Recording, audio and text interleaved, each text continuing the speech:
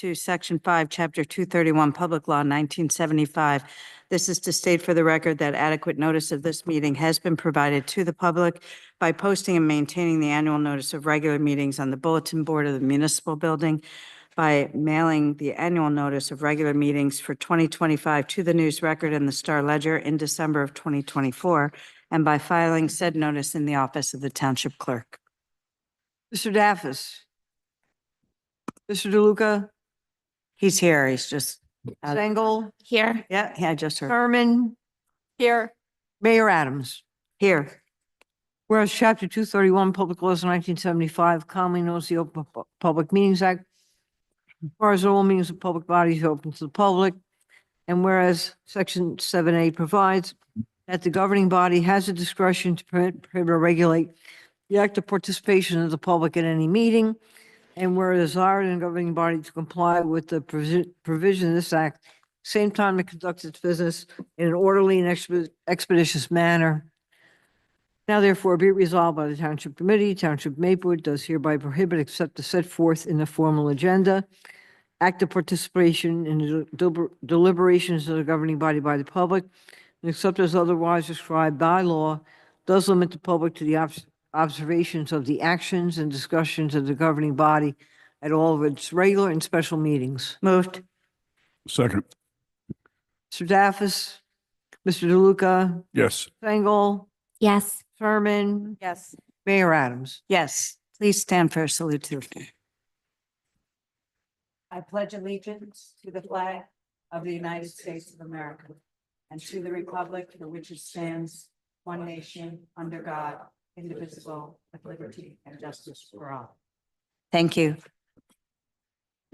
Good evening, everyone, and welcome to the Tuesday, February 25th meeting for budget hearings. Tonight we'll be covering open space trust fund requests, new employee requests, capital recommendations, revenue, and budget recommendations. Then we will have public comment. And then we will adjourn to our meeting next week. We're meeting weekly lately.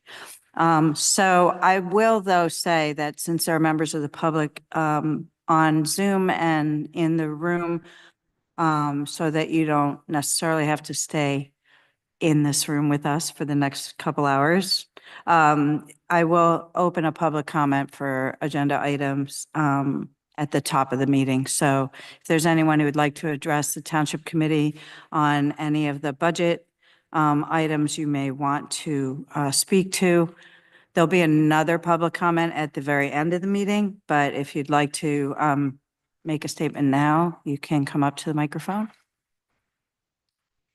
And you can watch the rest at home, and if you prefer, stay here, whatever. Just giving you the option. So you're welcome. Terrace. I tried to be a regular attendee at your meetings. Hopefully, we can get to you all. Terrace needs to be repaved this year. I'm not sure else I can add to the comments I've made before. We continue to see erosion on the street. The weather has been generally not right, in the plows, on the salt, and the snow. So we are eager to find out sit regarding repaving. Okay. Appreciate it. And I can speak for everyone. I think that we've heard you. Thus the power of public comment. So thank you so much. And do you have any idea when we will know? No, we won't make any final decisions tonight. We'll be going over all the requests and have the opportunity to ask questions of our professionals asking for that money. And then we will, take all that in consideration as well as the business administrator's recommendations for what he thinks should or shouldn't be included in the budget this year. When is your fiscal year end? It's our fiscal year ends December 31st. Oh, so you're actually working on the budget? in Yeah, that's, the year. yeah. And that's kind of how it goes. We approve a special appropriation to cover bills until the budget is passed. Yeah. And then state appropriations, they don't pass their budget till July 1st. So for my next step, what would you suggest my next? Well, you can stay all evening and then have public comment at the end after you hear the presentations from the engineer for the capital requests. We have a lot of capital requests, including the road program is an annual capital request. So, yeah, we'll be working through it. You're welcome to stay, or we're on Zoom also, if you prefer to stay home. But we could fill you in. Right now, there's a list of roads that are proposed. Your street is on that list. So the question is two things. Are we going to put enough money in the capital budget to cover all the requests? That's number one. And number two, whatever number we put in there, is it enough to cover all the roads? Because we can make an allocation, and sometimes the prices come in higher than we have an allocation, so some roads drop off the list.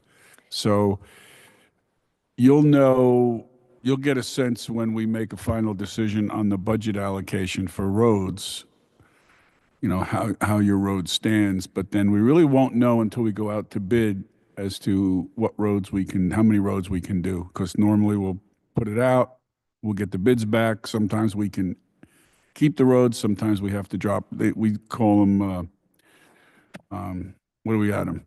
Additions. Decline the bid Yeah. or extra. Yeah. I Extras think on what the he's bid. saying is it won't be definite until the road's paved. Right now, you're in good shape because the road Yeah. is on the list. Right. In the pecking order, Mm-hmm. I think it's number 7 of 8. we're number 7. Well, that's just how the list works. I don't know the priorities of, but you're just, the when I saw the list, I think you're number 7 on the 8. But also there's a lot of roads that didn't make the list. So this is what he's recommending doing. And that's why we need to have the discussion about it. So if we could, yeah, It's a moving target. yeah. Hopefully think that ours. I doubt it. I don't think we'll get that detailed yet tonight. Thank you. Thank you, and thanks for your advocacy. Anyone else? Mr. Ware, is there anyone online would like to speak at public comment? If anyone joining on Zoom would like to speak in public comment, please raise your hand now. I see no hands, Mayor. Okay, thank you. With that, we'll move into budget discussion. So first up is open space. Hi, Gary. Mr. Nelson, would you like to come up? Where would you like it, Mr. Wary? Next to you or wherever you like? Yeah, just make sure you turn on the mic.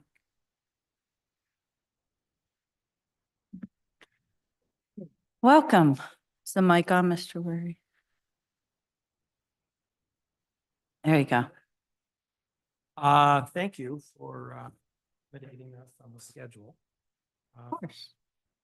The requests came in even later this year, but We try to, put us at the end here. I try to make sure it's, as late as possible. Thank you. You're welcome. Actually, I think it's kind of good it comes the night.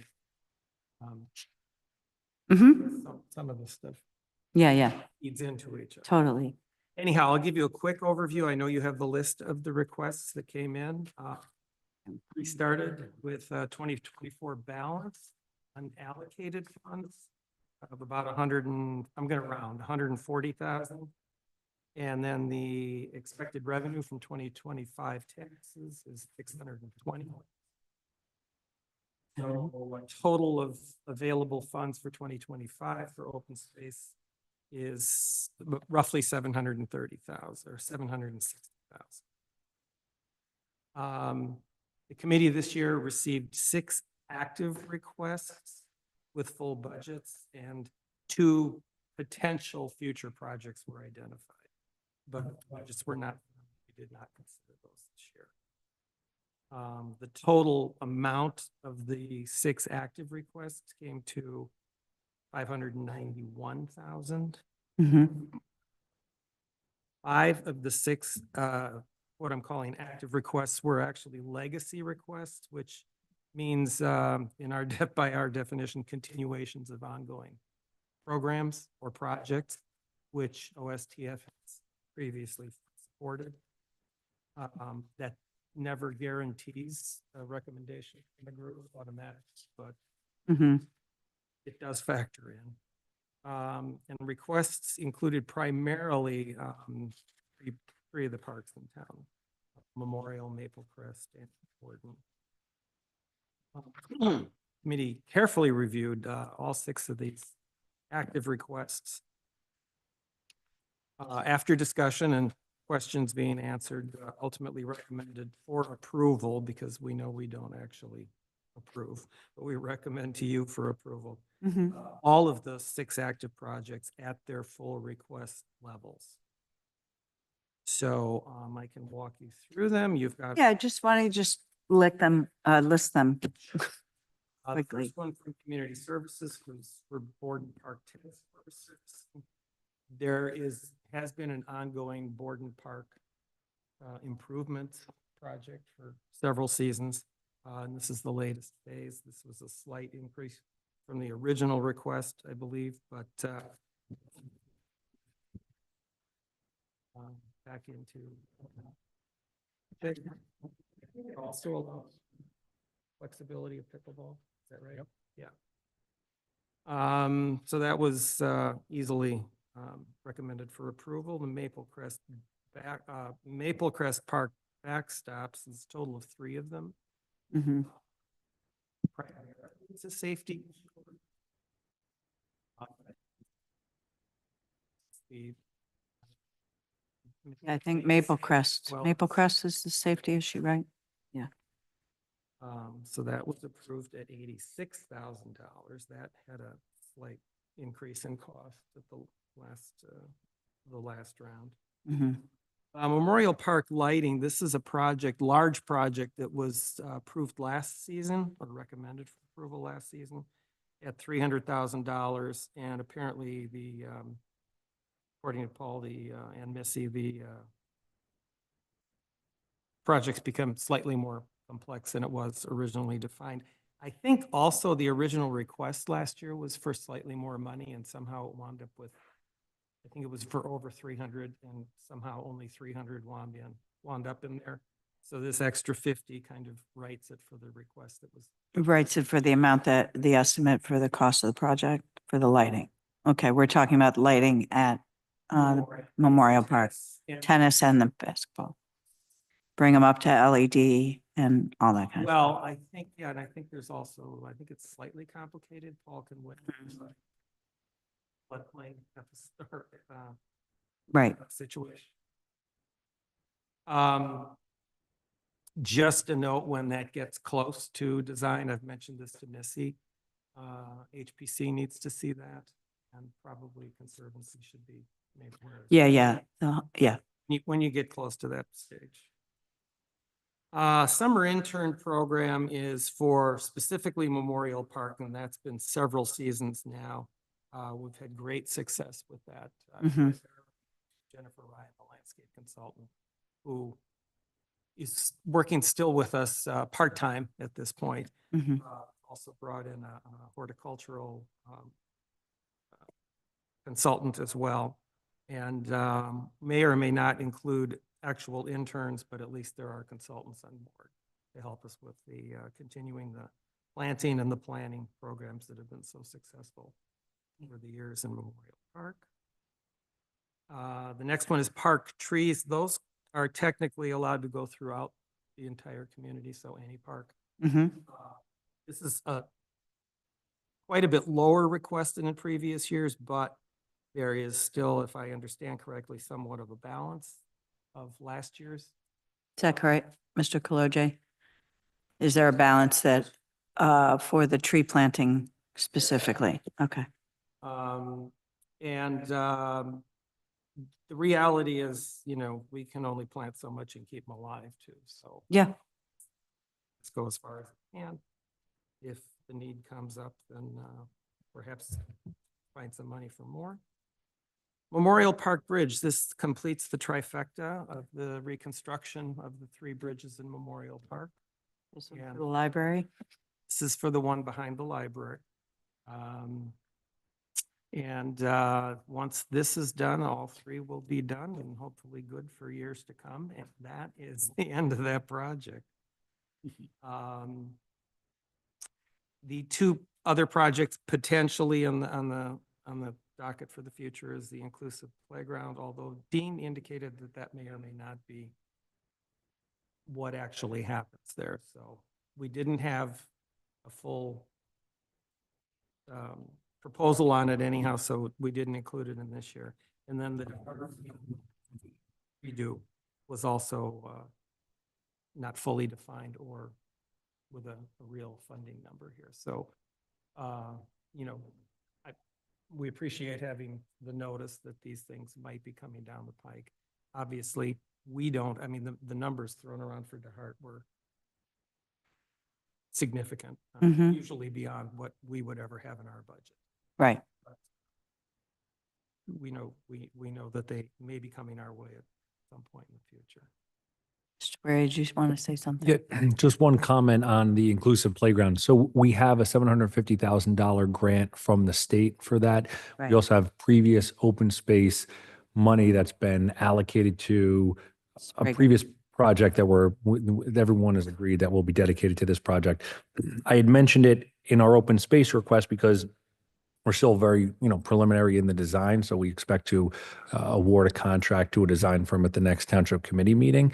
But there is an opportunity, since we have some money left over in open space this year, that should it be necessary, we could go back to open space. That'll be one, it would be eligible, and 2, it would be a continuation of a project they've already funded.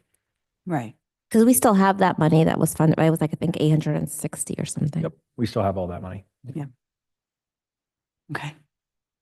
So, as I said, the 6 active requests were all recommended by the committee for approval by you guys and in their full amounts, which total 591,000. If you take that out of the 760, you've got roughly 168, 169,000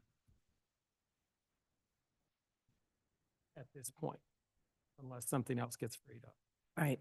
And the OSDF, Mr. Kaloje, if I'm correct, benefited from the revaluation and more money going into the pot for open space. Evaluation and the Township Committee's decision to leave the rate at where it is. Can you clarify again why DeHart Park wasn't something recommended? Did you say just because we didn't have an actual plan yet, a hard number, or?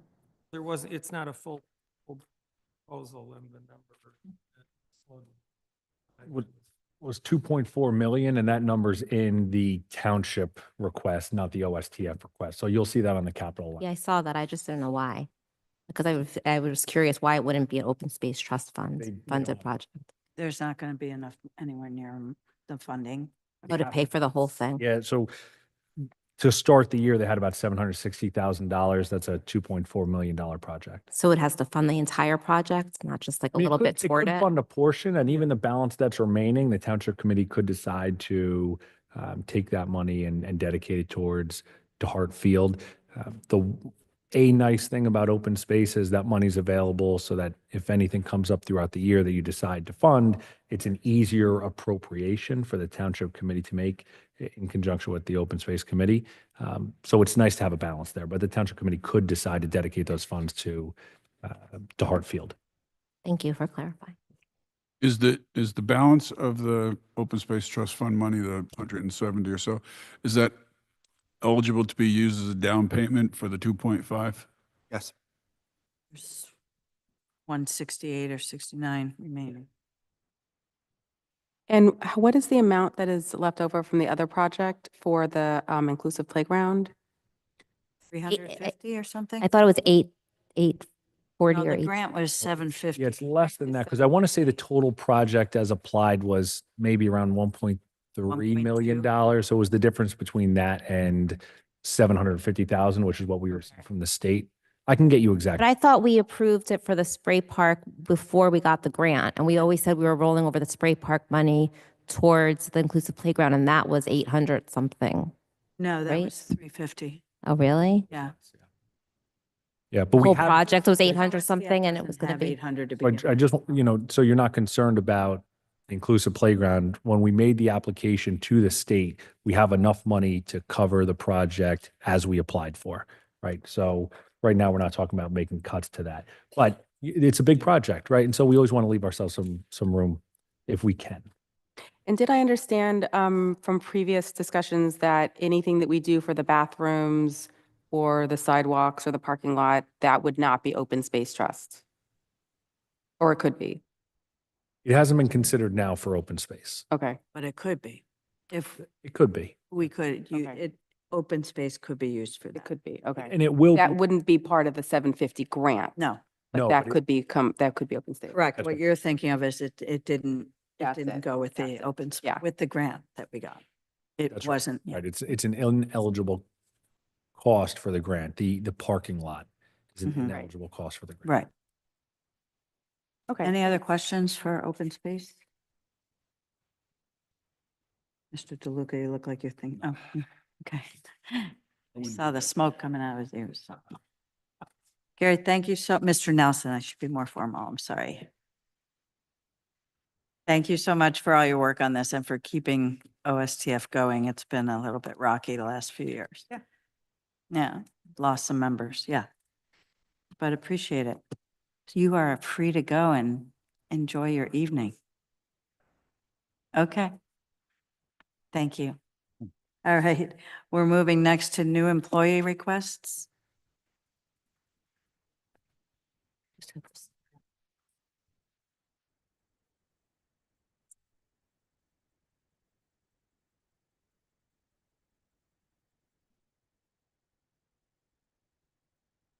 Mr. Wary, you want to take over? Yes, thank you, Mayor.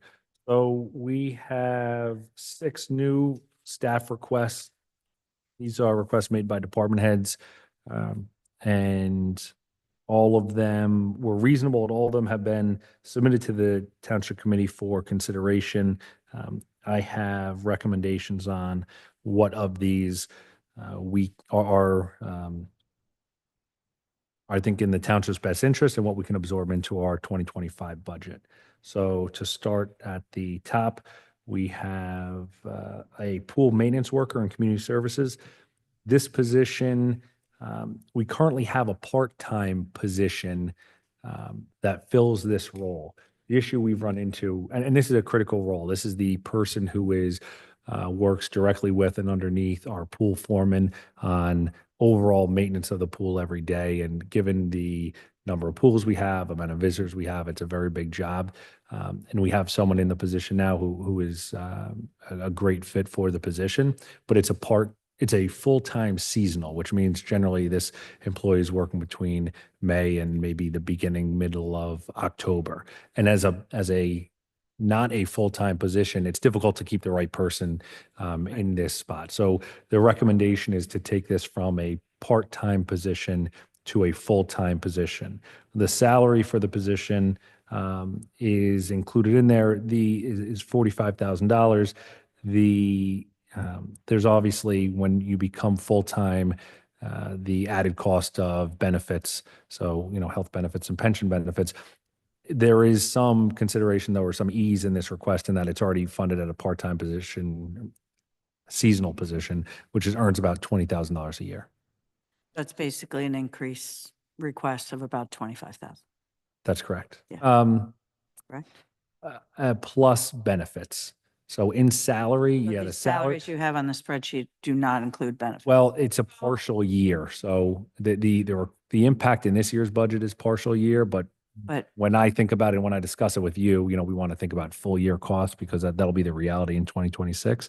And so the impact this year is an increase of $25,000 salary plus benefits. It says 18,000 for benefits on Right. the backup Request. information. Yeah. So that's 43,000. But not having this position last summer, how much did we go over in overtime? Because I feel like So we spend a lot in overtime because we didn't have this. yeah, we had this position as a full-time seasonal, but when they're not a year-round employee, we have less of an opportunity to train them up and they have less of an incentive to train them up. So this position last year was not as, didn't do all the services we need. And so you're right, we did end up contracting for an outside company to come in and act as the pool operator when our pool foreman was not there. So how much did we spend on that?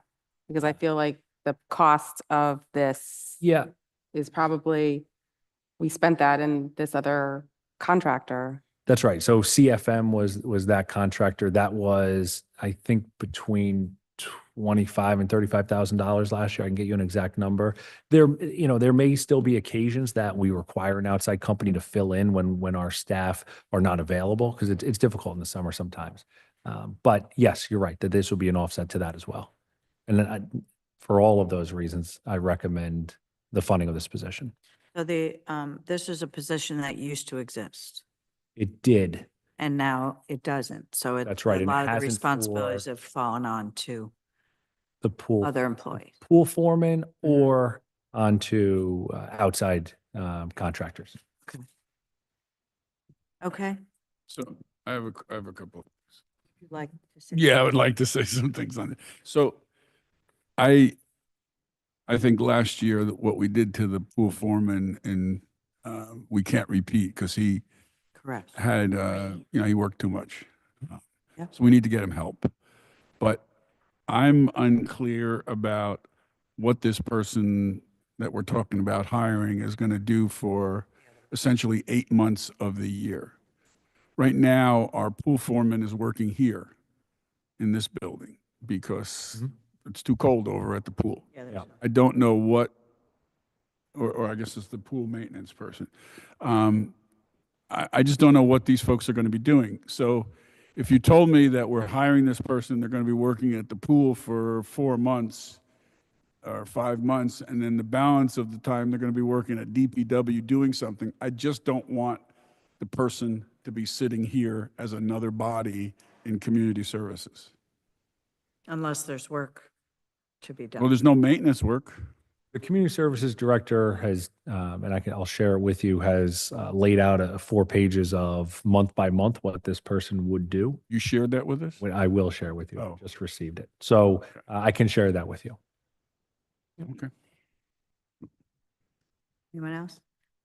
I mean, I'm in favor of getting our pool foreman help because he can't work the kind of schedule and we need somebody else there at the pool and he can't be there all day. So I hear what you're saying, Mr. DeLuca, and I am interested in seeing them month by month.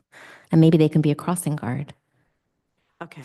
I agree with this budget request. Yeah. And also I think I've seen the breakout of all of those things that this person would be doing. I believe she brought it to the pool committee. But that's important. If you have that, you can forward it while we're in the meeting too. When you're not talking. The The back. backup I that referenced. Mr. Absolutely. DeLuca was requesting for that and the next position, right? Yes. Program supervisor. So program supervisor, this would be someone at the Maplewood Community Center. And right now we have a senior program supervisor there who is responsible. The title is Senior Program Supervisor. It's not just senior programming. They do senior program, but they're also responsible for all of the programs that are run through the community center there. And it's a large workload, which has increased with additional programming. And so the request is for this person to assist the senior program supervisor with administrative help. Currently, our town hall staff assists with purchasing, requisitions, roster creation, a lot of that administrative work, which stretches thin some of our town hall staff, and it's still in recreation, but some of our town hall staff in this position. And the request is would helps alleviate some of that workload, which as we have added programs has become more than can be absorbed in our town hall staff. But you're recommending not. I think there should be a discussion, which is already, I think there's an interest in the township committee of having the discussion about how much programming, maybe too much programming, or at least what pace that we're adding programming. Mhm. And as we've added staff to community services in previous years to assist with programming, I would, we're very, very busy in the summer months. And, I think maybe there is an opportunity for just seasonal help when needed, very, very program specific. But for a more general position as a full-time annual position, I think that we should take opportunities to consider what is our best programming and put all our efforts into that.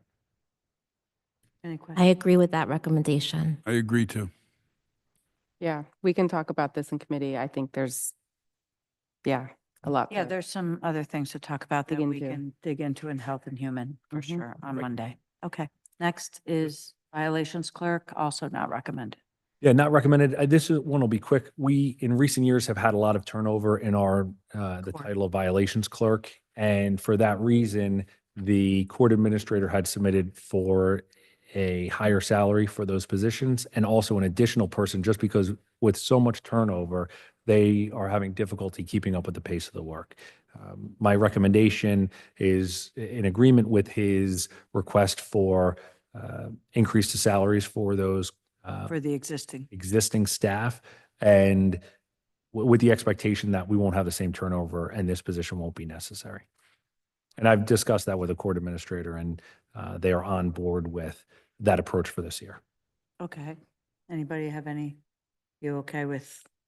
I'm okay with I that. still include it because it was a good request, and I want to. No, we need to know about it. Understands where everyone's coming from. Okay. The other one is floating crossing guard. Yeah, so these two can be somewhat grouped together in that both of them have a benefit to crossing guards. We have 32 crossing guards regularly staffed. 2 of those are floater positions because when there's call outs, historically, the police department had assigned officers to cover those corners. And we're in agreement that it's not the best use of a police officer's time. We want those staffed with crossing guards. 2 things are impacting us covering all of those corners when needed. First, we may get more call outs in a day than we have. Right now, we have 2 floaters. We may get more than 2 call outs a day. So once we hit that third, we're automatically pulling a police officer Right. to cover the corners. The other issue is that this is a position with high turnover. And if we lose one person and it takes us some time to rehire, we're pulling police officers to cover those corners. So with a third floater, I don't even expect that we'll end up being 3 crossing guards, to having those 3 people staffed at all times just because of the high turnover. But the request is this third position so that we can cover those corners with crossing guards and not with police officers. Similarly, the second request, when we do have some vacancies in corners, we also pull parking enforcement officers, and that's really helpful. So we have right now 2 full-time and 1 part-time parking enforcement officers, and the part-time officer works in the mornings. This would be a part-time parking enforcement officer to work in the afternoons. the benefit in they can cover afternoon corners when we need them. And when we don't need them, they'll be out there enforcing parking regulations, which one is in our interest because it's good for the community, but also it would generate revenue to cover the expense of the position. So I recommend both of those positions. Parking enforcement officer, so we don't have any paid parking other than permit, whether it's employee or commuter, right? That's right. Yeah. And does our parking enforcement officers enforce in the New Jersey transit lots? They do. They enforce all of the time limit parking, Mhm. the resident parking around the train station. They enforce in our lots. They enforce too close to corners, too close to crosswalks. Okay, what's? And they bring in revenue, right? They do. Yeah. I'm in favor of both. I'm in favor of this. Same. Okay, great. I'm skeptical on the parking enforcement one. Do we know how much revenue they bring in? We're working on breaking that down. I mean, we know gross revenue of what we get. It's in the hundreds of thousands of dollars. It's $350,000 a year in just that piece of parking enforcement. So we are going through data to pull that. I might have that for you maybe next week. Maybe as we Right. get complaints about parking in the village, they can enforce, I think it's a 2 hour, right? Yeah. Some is 2 and some is 3. They Oh, can't- we also have with what we're talking about with the parking lots and having overnight parking and stuff, and we're talking about enforcing there. So, we talk That's a about how good we don't idea. have enough enforcement already, and we talk about how police officers are always pulled off to cover crossing guards. And during these busy times, we don't have police officers out being able to enforce. So That's right. Yeah. Yeah, absolutely. They're The, not allowed to do moving violations like No. turning the wrong way into a parking spot in Maplewood Village, which 90% of the people No. who live here do. but they The can other- do enforcement around the schools, right? When people are parking in front of the schools or in the drop-off zones or every place that they're not supposed to be, they can be there and adding support. The recommendation from the chief is to have this position be a Tuesday through Saturday position, whereas all of our others are Monday through Friday. So on the weekends, enforcement is just police officers. This would have someone be able to enforce on a Saturday. Okay. All right. Any other questions on this? I think you have your, And then the last one, which was an addition this week, is public information officer. We, in our 2024 budget, funded for the first time a public information officer. This person was funded at 15 hours per week.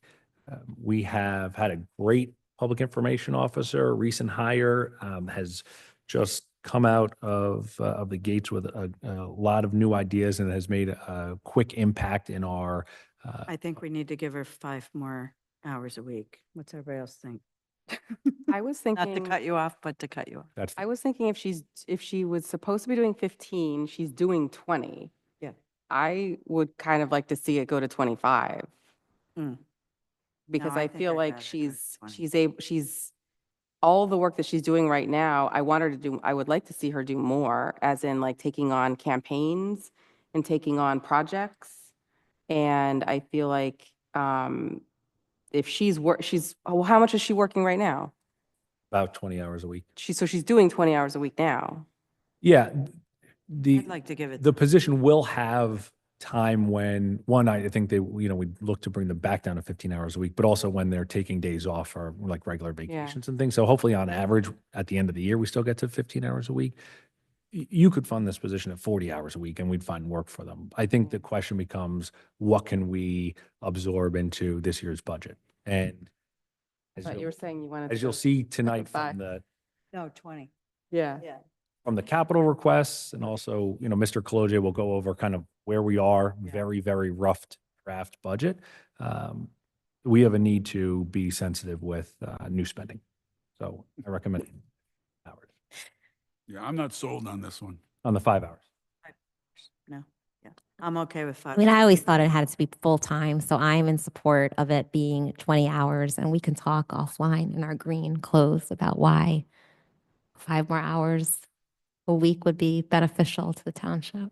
Well, my understanding, I guess, is that if it's 15, yet she's been working 20, she's going to run out of hours at some point in the year and just, I think what Mr. Ware was just saying, though, with vacation time and other things, that Yeah, it will one, probably equal vacation out. time, but also, like, if not approved for 20, I will be making a strong push to cut back her hours, just because that's the reality. The Yeah, TC we has need given Yeah. me approval to have this employee working 15 hours a week. And so it will be, without this approval, it'll be my intention to cut them back. I think there may be a possibility of once you get, because when you're just starting, especially a position like this, she's starting up new social media. Yes. She's doing a lot of stuff that is, won't be something she'll have to do going I forward. disagree because every week she's collecting all of these updates from all of the departments and putting together this document with the No, newsletter and that I'm information that, talking about the fact that there's stuff she's setting up now that she doesn't need to set up once it's set up, and then she can schedule everything. I have a person doing the exact same thing for me at my job. She works 15 hours a week plus some extra remotely, but everything's scheduled. And once she gets to a point where she can schedule things, social media. I don't know, I kind of disagree with it, but I am supportive of bumping it up to 20 hours. I also think listening to her, I mean, she's stretched really thin, even the meetings she has to go to and the time things take, 15 hours goes really, really, really fast. And I think 20 hours would just be tremendous for both her, for the administration, for our communications, for the public. I'm in support of bumping it up. I'm definitely in support of bumping up to 20. I would be in support of going a little higher than 20 as well, because I really see the potential for what we can have. We're already having more engagement with the community. We're having, within just a month, like she just started, and we're seeing, I think our newsletter now, 1,000 more people.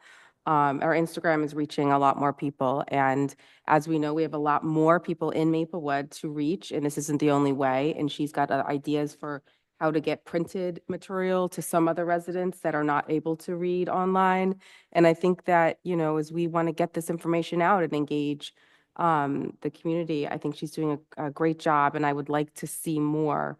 So it's How hard to about see we take more baby without. steps? I think Yeah, we're I think 2-2, we and have- this is where we're like, Mr. Daffis, call in from your plane. Well, Well, I think we have a majority that's in favor of 20, we'll but put, I think we'll put 20, not 25. we'll put 20 hours into the budget. Yeah. Again, as we have a lot of work to do, we have cuts to make. As we talk about additions here, we have cuts to make to this budget. And so if we get to the end in a rosy spot, it can always be reconsidered. All right. Okay. Great. All right, we'll move on to capital recommendations. Yes. So We only have a couple million, right? yeah. So flip to this. It is the second page, but at the top, it should say department project number. So you'll have that black line across the top here. And At the top, it should say what?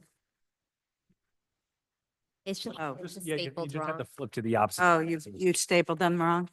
It wouldn't say that. I would. Okay, at the top, community services. So, and just to lay this out, you've got your department on the left. Each project by department gets a number, a little description. You've got hard costs. So these are there's hard costs and soft costs. Soft costs are things like engineering fees or financing fees or, professionals, things like Design. Yeah. tangible. So we kind of broke that out in the paragraph, which I think only affects one project.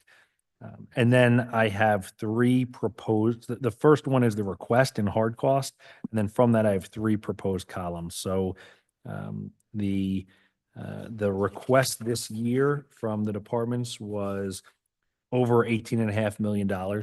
Our target is around Oh, you're $7 shooting million. right to the Big amount. So ideally, we'd like to have it below $7 million. And you'll see when Mr. Kloja goes over our ordinances for capital over the last few years and what our debt service is, less than 6 would keep us somewhat consistent, or less than 7 million would keep us somewhat consistent in that. So we received $18.5 million in requests this year.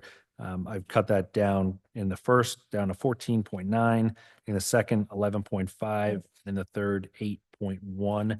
There are grant offsets to some of these, although the township ends up borrowing some of that money up front just because we may not have cash flow to cover if the grant is a reimbursement grant where we have to put the money out first and then get reimbursed. So we may still have to approve borrowing in those situations.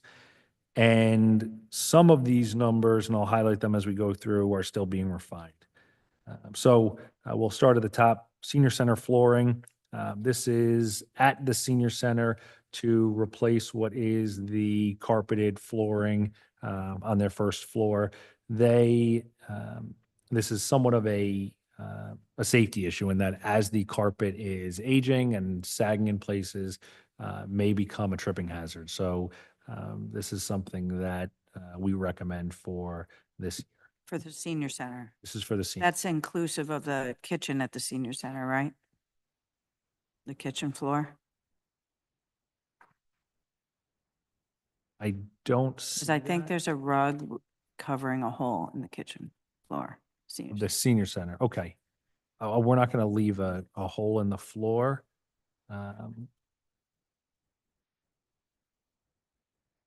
I'll confirm that it's. Yeah, that yeah, it's part of you the don't have to project. answer right But, now.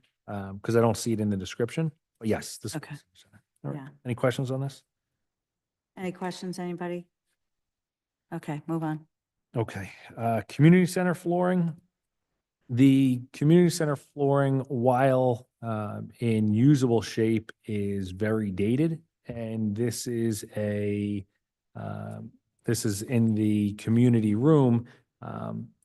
And we are looking for a fresh aesthetic to the space, especially because we rent this out for events. And so to keep rentals high and revenue high and us to be able to maximize that portion of the usage, it had been requested that this be considered. I mean, everyone's been there. It's that avocado green tile. The proposal is for a better aesthetic in there. I think, this is something that likely we come to in future years, given the size of this year's budget.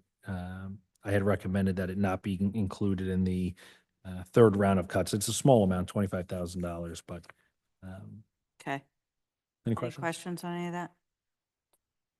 Okay, And then community center signage, which was a really nice request. There were, in the backups that were provided, there were mock-ups of what it would look like. And I think it has a great look.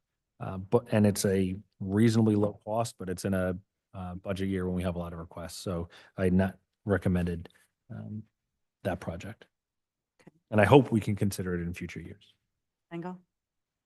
I was just gonna say, I wonder if that's a project we can do with like Boy Scouts or Girl Scouts or something, signage versus spending money, I don't know. Any opportunity there, do you think? No? I know, that's a pretty big cost. Yeah. And it's also, yeah, I mean, the signage that's proposed is, Or just signage in general, not Yeah, it could be necessarily what's signage in general, proposed, yeah. just in general. I see Ms. Herman writing a note, so thank you. any questions on that? Is the committee okay with cutting that request? Yes. Great. I'm sorry, that's not everybody, but anybody else have concerns? Well, I didn't know we were making decisions. Well, tonight. I don't know. No, You don't have to. not. No, that's fine. That's fine. Okay, I'll leave that then. All right, now we'll get into engineering. Mr. Kittner will join us.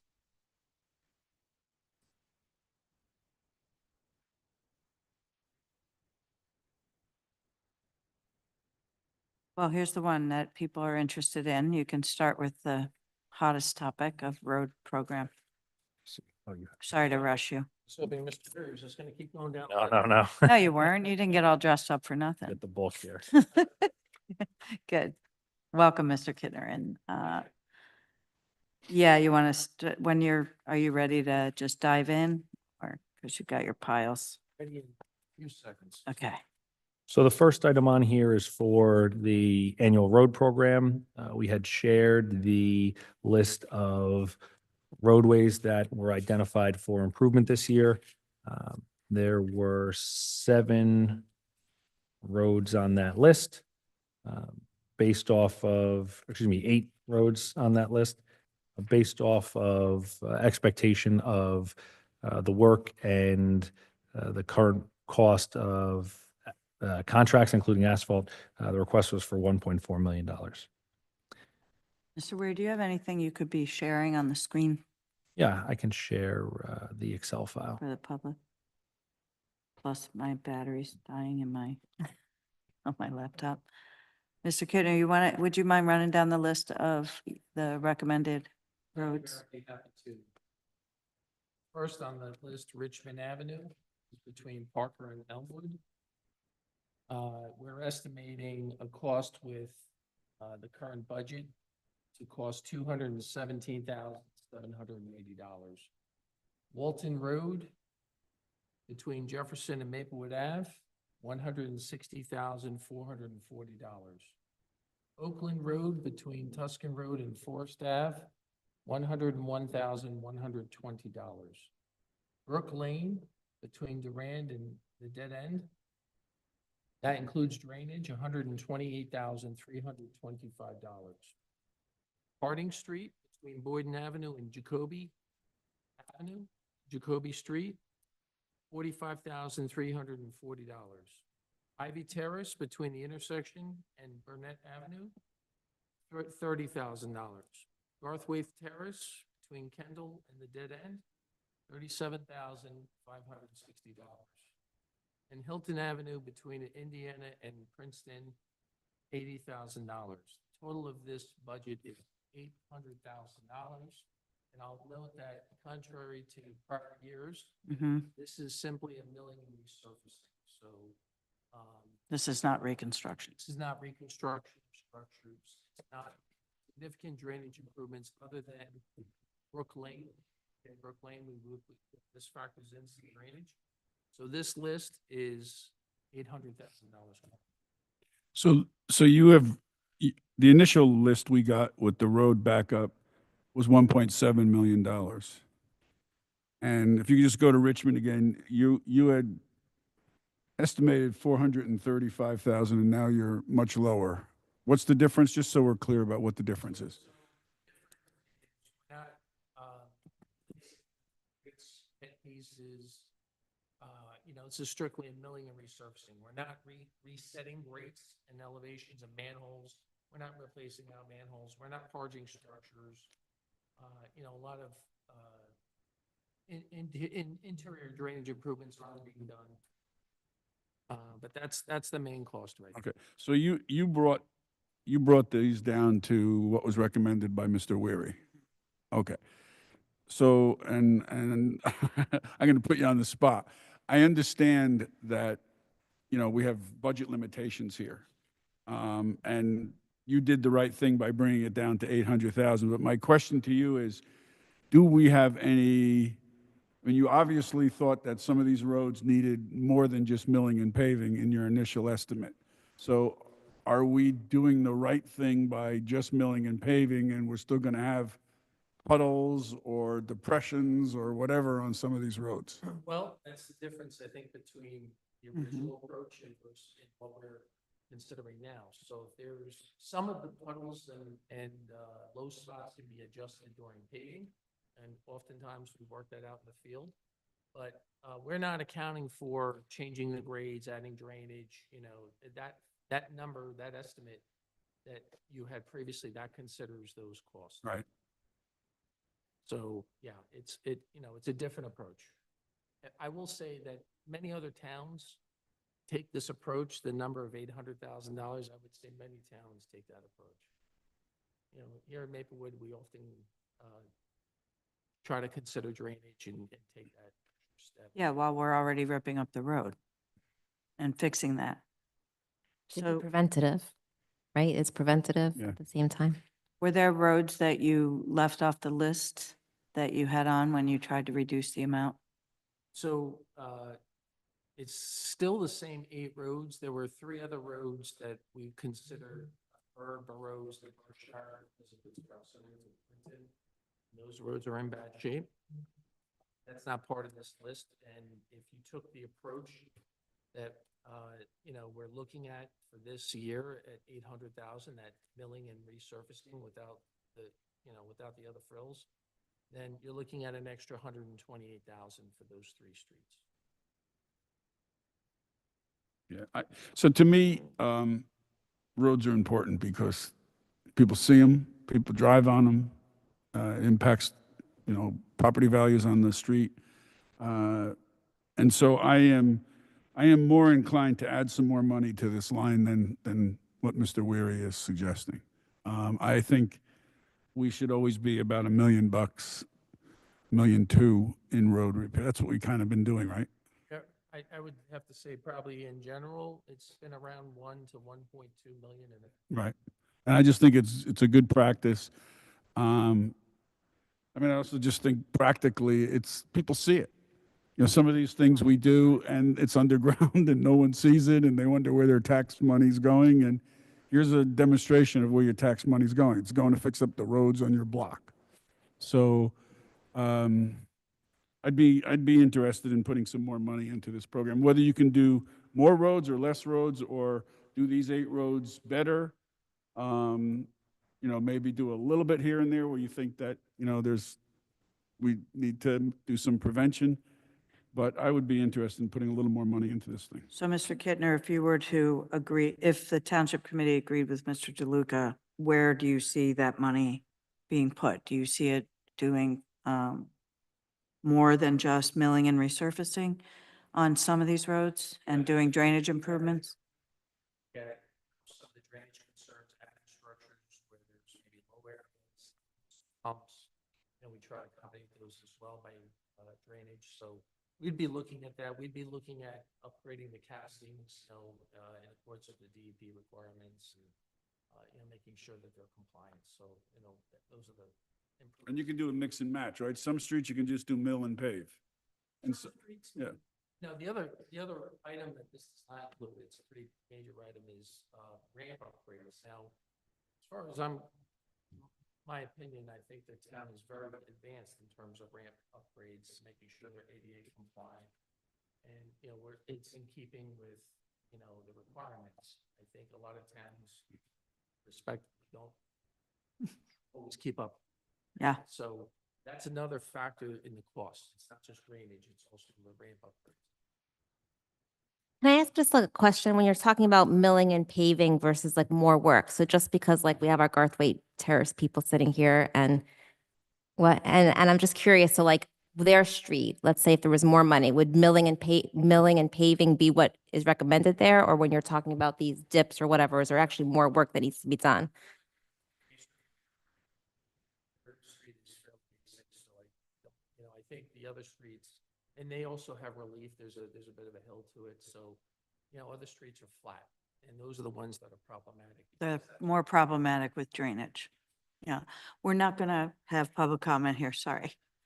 You can come up at the end of the meeting, and we already heard you at the beginning, sorry. So like Walton is flat, like that's what you mean, right? Okay, I understand. Yeah. Okay.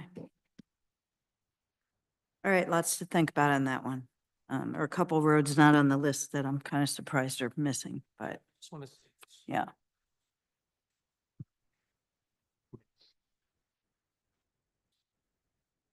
With it, make it the very best that we possibly can. Of course, yeah, we know that.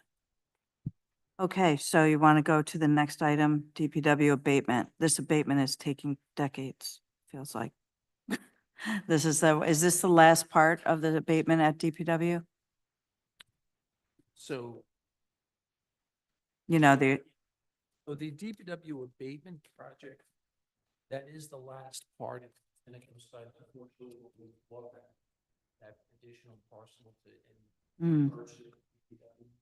There was some pre-existing conditions, so we essentially bought those pre-existing conditions. This is not something. and this is mandated upon us? Mandated by DEP, stipulated that the site can be done by May of 2026. Now, I've had some extensive conversations with our LSRP and consulting engineer. Mhm. And,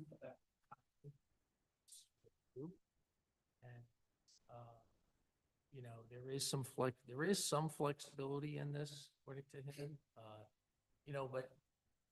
But it was his opinion that we should go forward with this, because if we don't, we miss the deadline, then DEP could actually hold us to an administrative consent order where they're calling the shots. They're telling us when it has to be done in what order. So it gives us more flexibility in terms of the cleanup.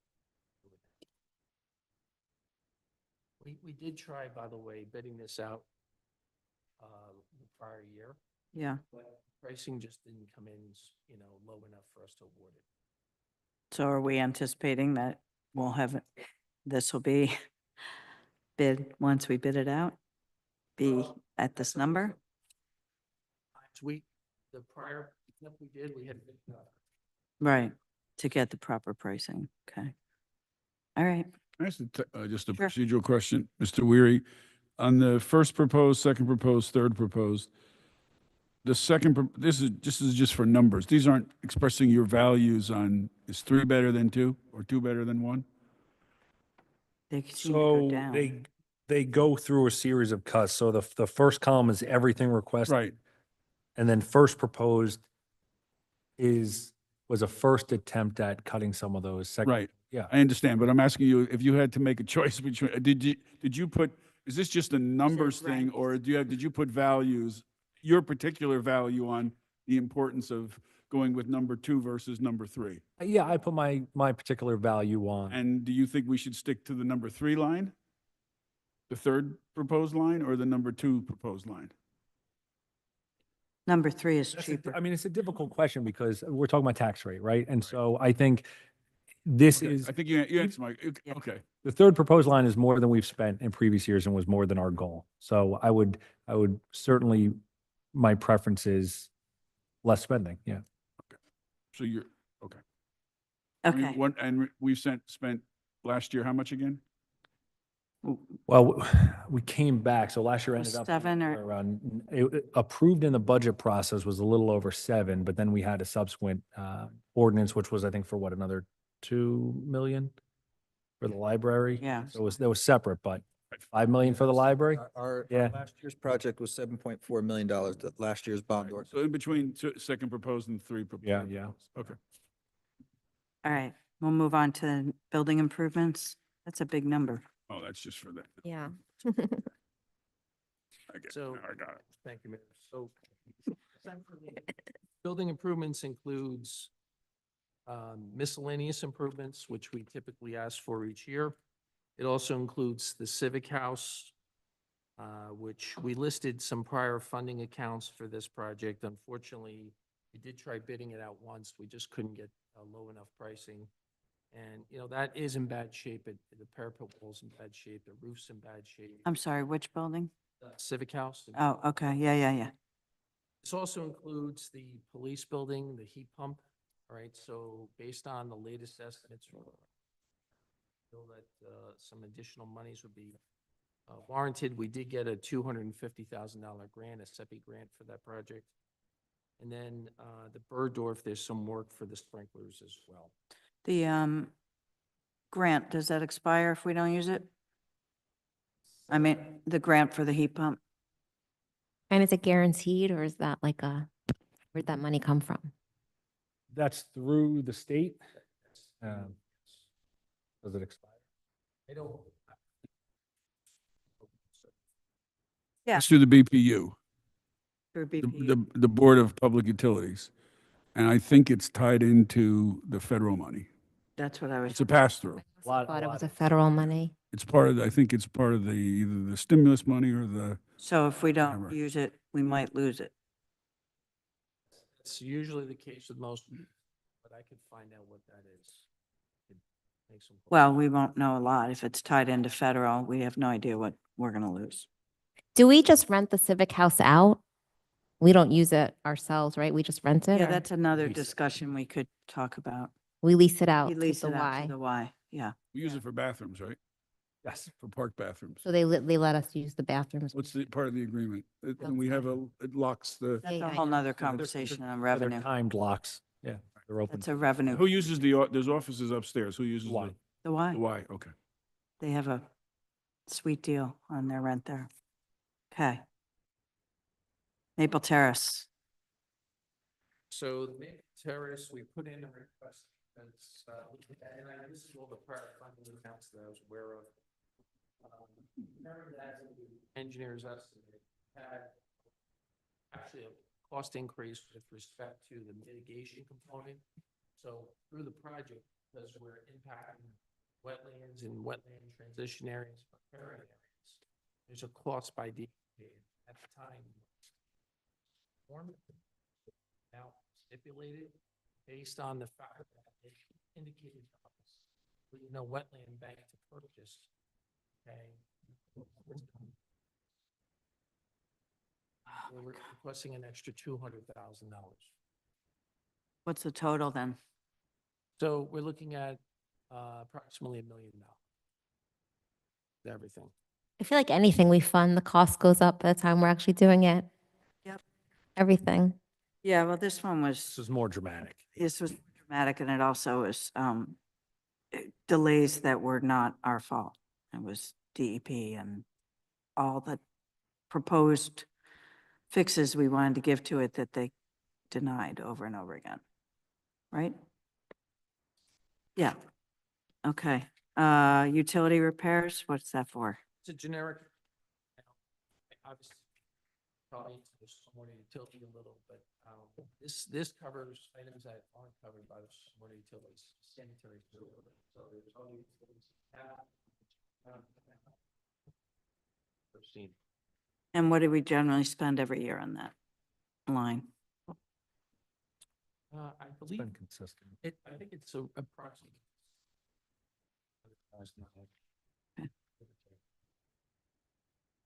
You heard field reconstruction. So we expect the design to be done this year and to be able to go out to bid for this year. I was thinking 2026, but that's a big, I believe that's accurate. I think we could finish the design, assuming that we don't have back and forth in the township in terms of that things that could delay us. So if assuming a reasonable amount of time of back and forth, I think it could be designed this year. We could probably put it out to bid, and we're probably looking at spring construction. spring 26. 6. But we need to secure the bond now, this year in 25. Otherwise we'd be at this place next year without having, Yeah, not being able to go. yeah, I know. I'm just, So I would like us to think about this project a little differently. This is a standalone one-time project, and this comes on the heels of the 2021 ordinance that was passed by the Township Committee to allocate $1.8 million for turf field, which the voters then put on the ballot and defeated it 3,800 to 3,200. So what I would suggest is that we should move ahead with this 2.5. I would suggest we treat this as a separate project and not consider it as part of our annual capital project. It's sort of like the library. It's a one-time opportunity to make a huge change. Again, we have been talking about this for a long time, and I think that the other things that are on this list are kind of everything we have to do every year of Yeah. keeping our buildings up, keeping our sewers clean, keeping our roads working. So I think what happens is if we include this as part of this package, we're going to squeeze out very important things that we have to do. So I very much favor the 2.5. The reason, and I don't know, Mr. Kaloje, if it makes sense to do it now or do it later, when we go out to bond and what ordinance we pass, but because we're not there yet, we still have to do the design. Mr. Kittner said if we don't have a lot of back and forth, well, I haven't seen anything that we've ever done where we haven't had a lot of back and forth. So there's going to be a lot of back and forth on this. So whether we can get all the planning done and everybody to sign on before the end of the year, I'm not sure. So I'm wondering if it makes sense to wait on this a little bit to see where we land. And the reason I asked you about the down payment for the Open Space Trust is if we went out to bid at we went out to bond at a different time, we would have that money that we could use as a down payment.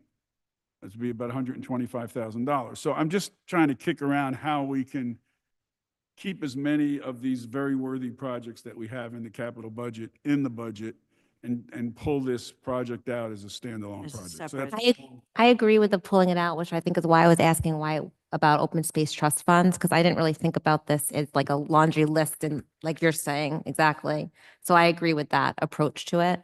I don't know about waiting till next year if that's what you just said to fund it. No, you no, know, waiting later just- to this year. Wait, So that we later. have That it we for use it, next yeah. year. But that we may wait to see, I mean, if we're not ready to do the design, we're not ready to go out to bid, then there's no reason to go out and borrow the money or even approve it, but. Because the capital money we usually borrow by like June or July. I feel like we usually have a capital ordinance. We do it along with the budget process, but Right. after publication and a 20-day estoppel period, yeah, usually we're getting to award So projects. to Mr. DeLuca's point, this might be something, once the design is finalized, that we go out to bid and we find out exactly how much it's going to cost, and then We wouldn't be able to go out to bid without having it. right. Right.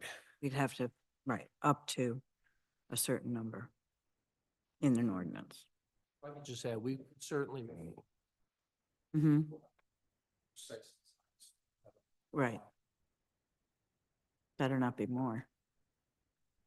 I'm not opposed to this. I'd like to ask Mr. Kaloje what the downside is of Mr. DeLuca's recommendation, if there is one, Downside of of delaying bonding this? it out There separately. is no downside. We have the ability to pass a bond ordinance at any time, as long as we have 2 meetings available to us. So December, we run out of road and would have to wait till January.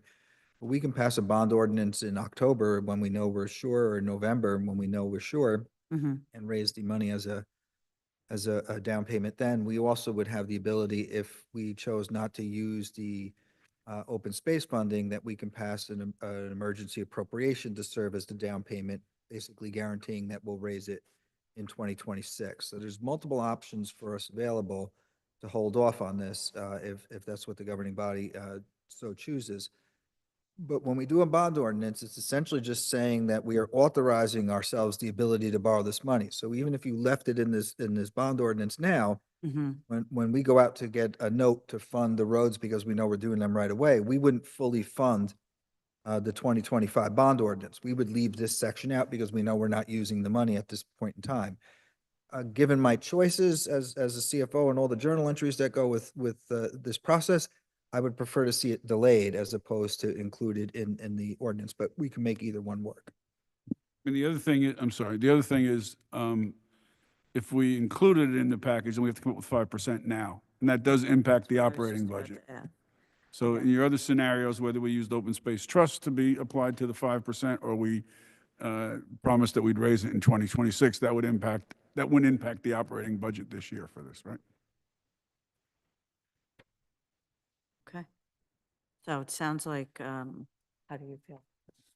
I think that makes sense as an approach. I do think we need to make sure that we're not still talking about the design. To your point, that we can talk about things and everyone talks about things, but we want to get this done. So I just don't want to push this, keep kicking it down the road. Yeah, no, know? once the design's done, Well, our committee will keep on it. Our Yes. engineering, public Yes. works, Mr. and planning. Yes. Committee will keep- Well, I think we also need to figure out contingency plans for what we're going to do with all the players on that field when we get this done. Yeah, but So, we're not doing that here. yeah, so there's other things that need to be taken into account before we get to that point. So I think that makes sense. I So, think we just used up our public information officers 5 extra hours explaining how we're going to continue to commit to doing DeHart Park if we do it that way. so if we, basically it's almost semantics a little bit. So now we can still possibly say that our capital bond was 7 million, 7.5 million if we get it down to there, as opposed, right? I mean, it's just 6 of one, half dozen the other. Suppose. All right. What's next? Where are we? CDBG. There's 19. I know. So You're killing me. So, Yep. exercise most years to upgrade ADA ramps. This has been very helpful. Township to do that. In 23, we actually used to purchase electric bus, which is sitting at DPW right now. Yeah, it'd be nice if it was used. We could do a ribbon cutting maybe. It's used today. Oh, well. Okay, I don't want to get diverted, but we do need to schedule something. Okay, That amount is, we typically receive funding on or about, in the amount of around $200. Looks like 100,000 here. Is that right? No, 200, you're right. And the most of that is covered by CDBG grants that Mr. Palmer does. Yeah. All right. I'd be in favor of keeping it at 190. It's covered with the grant, but that's just me. Traffic calming, So, traffic calming is, used for a number of engineer who does some traffic. We implement traffic calming measures. Whether it's a striping plan, speed humps, it's Yeah. used for where it's warranted. We have a policy, people have to, work through the policy and collect signatures and a lot of work for them. And when that dictates that traffic calming is warranted, we move forward with it, with the design. not when the survey dictates, when your analysis dictates. That the survey is only for people in the neighborhood to be like, yes. The survey. The survey, the hands, yeah, authorizes you to decide, but it doesn't dictate the result. Yes. Could you tell us how much was in the budget last year? CDBG, No. No, for we're on the traffic. Traffic calming. Left you in the dust. 250,000. Yeah, I think this is a pretty big cut. I agree with Mr. DeLuca Yeah. on that one because we talk about traffic calming like in every meeting, every day, and every topic, everywhere. Yeah, I was gonna ask that too. Definitely don't want to go down to 100. 250,000 last year. Yeah. Yeah, I think And we need and to have increase some that. Balance unused. So from 2024, at least in November, we still had $100,000 left in that line. So that's part of the reason why there's less this year, because we can still spend that We money. still have the same. Just to be clear, though, I don't know when that was taken, but we had about a $35,000 balance, and we just awarded a contract for traffic calming for Maple Avenue place. So that's going to take up 2/3 of that balance. So I think we're going to have about a $10,000 balance from all said and done. Yeah. I look at the numbers every day, so. Yeah. I would like to keep it back at the 200s. We're going in the Same. wrong Keep direction. it at the 200. No, same. Yeah, Oh, I I'm agree. sorry. But you asked me. No, I'm agreeing with you. We're in green. Do you mean keep it at the 250 from last year or keep it at the 200. 200? The original Yeah. request. Understanding that we have to make cuts everywhere and we'll see where we end up. Yep, you know how I feel about it. Okay. Perhaps we could get, yeah, I get frustrated. I think our engineer does too, about, putting more and more money on physical improvements while enforcement doesn't increase. So I'd ask Mr. DeLuca to try to Go out work there and on do that with tickets? the public safety chair. Yes. Yeah. Because I don't want to say that my husband's an engineer. You can't engineer stupid, right? So, or behavior. You have to sometimes enforce the law. So, Also look to ways to get cars off the roads. yeah, let the kids walk. Get- where they Gets can. cars off the roads, less traffic. In-house engineering, this is a standard line that Mr. Kaloje doesn't agree with. So this allows us high fees towards. Okay. Parker Avenue striping, Sorry, the amount, sorry. yeah. Parker Avenue striping, 200. Parker Avenue striping, so That's just striping for the bike lanes? that's the bike lane striping. $200,000 for striping? 600. 600,000. It's even worse. Wait, what am I looking at? Oh, So there's two components to this component. If you total that up with signage, that's approximately $300,000. And then when you look at the replacement of push button head signs that are solar powered out there, that's another $300,000. So Dynamics estimate details that. That's their total is $600,000. that's Parker Avenue from what to what? That's the End to end? Whole length. extent. Maplewood to Irvington. You literally could mill and resurface the street for them. Can you say that again? How much is the actual striping? It's approximately half of that. The push button signage is around 300,000 and striping. Wait, what is the push? So the button? striping is 300 and the push What button is is the just the push button crosswalk. signage. I'm It's the understanding. beacons at the We cross. can just do striping without the crosswalk. Red signs, they push the button to activate, so they can cross. DOT no longer recognizes those and accepts those. So if we do this project, the natural inclination would be to change those out with rapid flashing beacons. That's the new standard. Why That's don't the they, ones why don't with- they? There might be another new standard. Why don't they recognize this anymore? Is this a safety aspect? It's, you know, they have a tendency to change their views and opinions on technologies. Is over- it mandated or not mandated by DOT? Well, if we don't touch the sign, we're able to leave it, but if it's been mandated that it's. So we already bought these signs, paid for them? Haven't. No. Just so everyone's clear, those original signs were put in through a grant. We had a Safe Routes to Schools grant. Mm-hmm.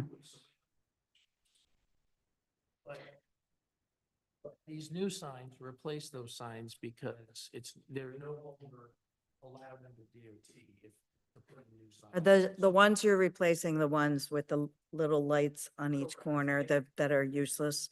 And now there's the one at the bottom. It's the flashing beacon that's much more visible. The existing and they're requiring maintenance because they're at that age. You know, they've been out there for 4 or 5 years, so it's, you know, they need to be replaced or upgraded, and when they go, they replace them with the old sign. Right, and how many $300,000 worth of those signs? I'm just a little shell shocked by this. 20. I have a question. So you just say that if we're gonna do the striping and street improvements, then we have to change the signs? Or this old signs can stay and we can just do that part of the project and then do the signs another time? I would, whether we have to or whether it's a good practice, I could find that out. I would say that DOT no longer accepts these signs, and as they break, we're not gonna be able to replace them, because they're not accepted. So let me just be clear. So the thing that they won't accept is a push button, the old fashioned. Well, they will accept just a sign without any lights, correct?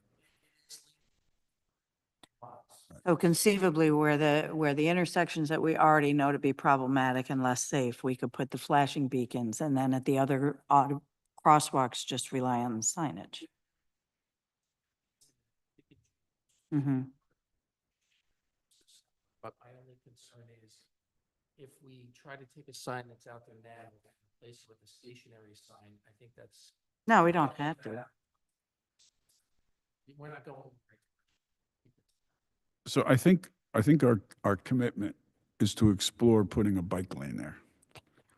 And I understand this, and actually the cost estimate that Dynamic provided us is very helpful because, as you say, it's about, almost 250 or so just to put the bike lanes on there.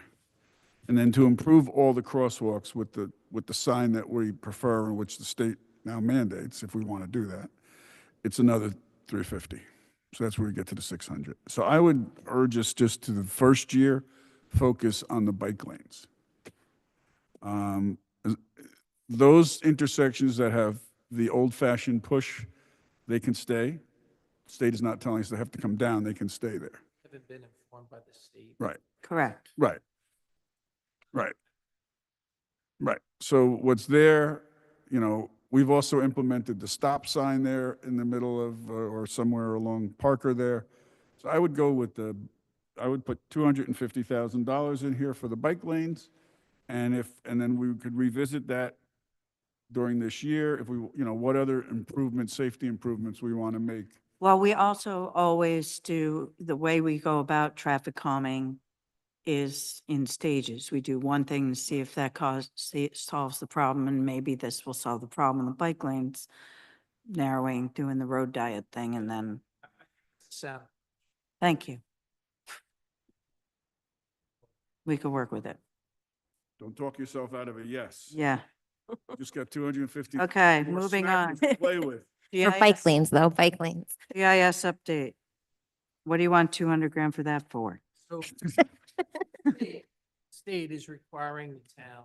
So previously in prior years, let me digress for a second, we had upgraded our stormwater collection system mapping. And that went a long ways and it complied with the MS4 requirements that it was posing. Climate change and flooding that's been occurring, they've been ramping up things. Mm-hmm. requiring municipality. One of the things that they're requiring, for 2026 is upgraded mapping. That includes not only just locations and lengths, but inverts, pipe sizes, and descriptions. So that takes a lot of time because we have so many structures. We have roughly 75 outfalls, but we have 2,000 catch basins. It all has to be surveyed. Okay, Has to be surveyed. all right. Yes, okay. Any questions on this? Are they giving any grant money or any No, assistance? I hate all these mapping projects that they make people do. This thing, that's called unfunded mandates. That drives me nuts. This. We should have 5,000. But we still have to bond for 200 anyway, right? Okay, 80,000 for curtains at the Woodland. How bad are they? Can we wait? Can't wait. They can't wait. We had some money before for this, right? Yeah, didn't we fund this already? Did, so, 40? I don't think it was 80. I might have it in here. Well, these curtains are getting very expensive.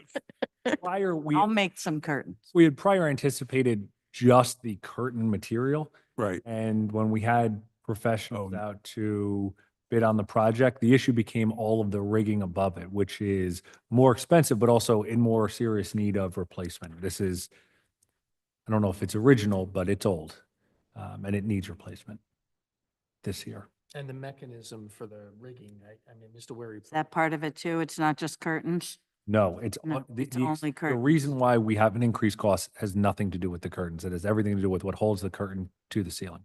Support of the rigging and the mechanism to enact the curtain itself. It's actually considered very antiquated what we have, if not dangerous. So So wait, I'm I still wouldn't go that confused. far, but Are we just it's a need getting to- fabric or is this No, got the to do whole- with the rigging? It's the rigging, it's Everything. everything. So we still have Everything the now. money for the curtain itself, and this is money now for the curtain, the rigging for the curtain. Oh, so Okay. this is, so we This is have the more than just 44,000 for the curtain and then it's 80,000 for the rigging. Okay, so can you, yeah, Yes, maybe, I'd say yes. But maybe, you're saying not to do it, right? So I'm saying to do it. can you amend the line description to be more than just curtains? Well, sure. Because I think Well, that, your third proposed line. Yeah, you're- Taking this. You took it out. Takes it You out. took it out. Yeah, a lot came out in that third proposed line. yeah, okay. I mean, do we take the curtains up and down a lot at the Woodland? I don't, No. No, we don't. No, We feel just like take they're, them like, off? There. I know. But is this a safety hazard when people are on stage? Yes. Yeah, sometimes we use the curtains for. we use the, yeah, so they're not up and, I mean, the Well, they'd issue be isn't- open and The issue closed. isn't the function, right? So the curtains themselves, the curtains are old and dated and they need, and the rigging is dated. The functionality of it, what we get will be much the same as it is now. So yes, we do use them, but I'm saying we're not getting any added benefit from it. In Do we terms of- need them, I guess? Like, could we just take them down? Yeah. Oh, could you take down the curtains altogether? Ugly. would be No, ugly. too You have ugly. to you have to have that as a background for. So you, yeah, you. But if we don't use them, do we need the rigging to be able That we to did. use? Yes, for safety, for safety, for safety. But can't we just like, You would end up seeing two pieces, one into the wings, which are not, you don't want to see into the wings. And two, you would see the back of the Woodland. There's a staircase, there's a fan, there's black wall. That's not something you would generally see exposed. No. It's not pleasing. It's not what color are we getting? red. Red, Oh, really? Okay. like maroon red. Okay, EV bus grant. So do we have to bond for this even if we're getting a fully funded grant? Well, it has to be included in our, or it would typically be included in our capital budget. The question for Mr. Cloje becomes, do we just show the grant as an offset or do we borrow the money? This is a reimbursement grant. Yes. That's ultimately his decision. And what's your But I decision? did note, and that's part of the reason why I noted in the rightmost column Yeah, that we get 960 for it. So anytime we are utilizing a grant as a funding source, can skip the down payment part of it. So more prudent fiscal, could use my big boy words sometime tonight.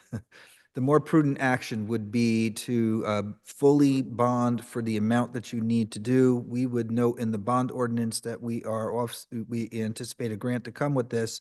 And so then what would wind up happening is if we got shorted on the grant, we would still have the capacity to borrow the minor amount of our difference to finish the project. So if we have a $60,000 grant coming our way, we would fully borrow $60,000 against it. That in theory gives us $120,000 to do the project. If there are some cost overruns and it winds up being 65,000, we get our 60,000 in the grant, we borrow $5,000, and then we cancel the bond ordinance for the balance of 55 that we know we're not going to use. So anytime that there's something that Mhm. has a grant attached to it, we should be matching it fully funded. Got it. Where's this grant from? The state? This is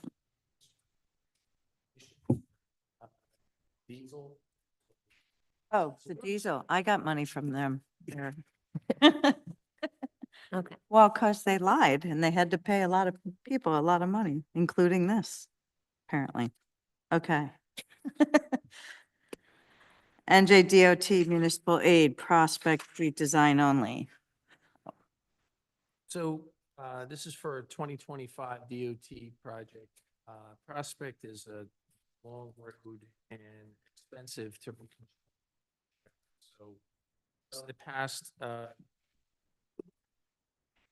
the past, we have performed scope modifications to decrease the cost. You know, in this case, the town really has several options. One is to defer the cost this year and fund it next year. Because an award under the grant would not be required until November of 2026. You basically get 2 years. So 2026, November is when we would have to award to a contractor. So one option is to defer the cost. And we could only, and if we funded the design fees, we could have the design ready to go, have that done this year, right? And sometime in late winter, early spring, bid out the project. And once funding's available, award it, right? That's one option. The other option is the town could do a scope modification. We could do a part of the street, a part of the road, half of it, let's say, instead of 1.8, and it could be 900,000. So the grant amount, by the way, for this year for the 1 year 25 is $498,984.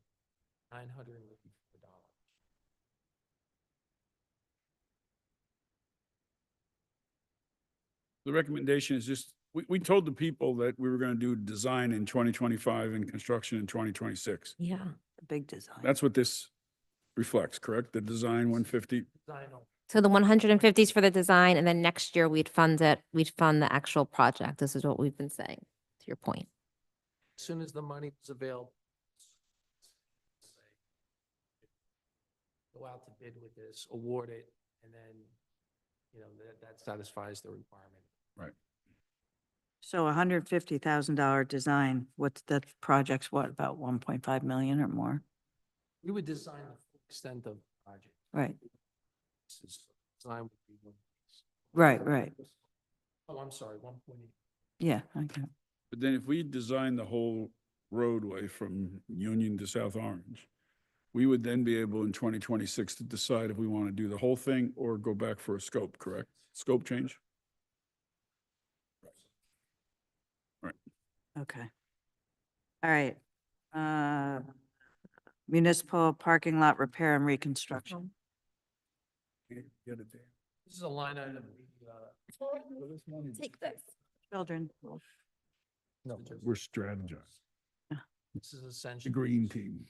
Constructing. Right. All of our parking lots? With stuff that gets us credit for the stormwater utility? No, Or is it just with regular?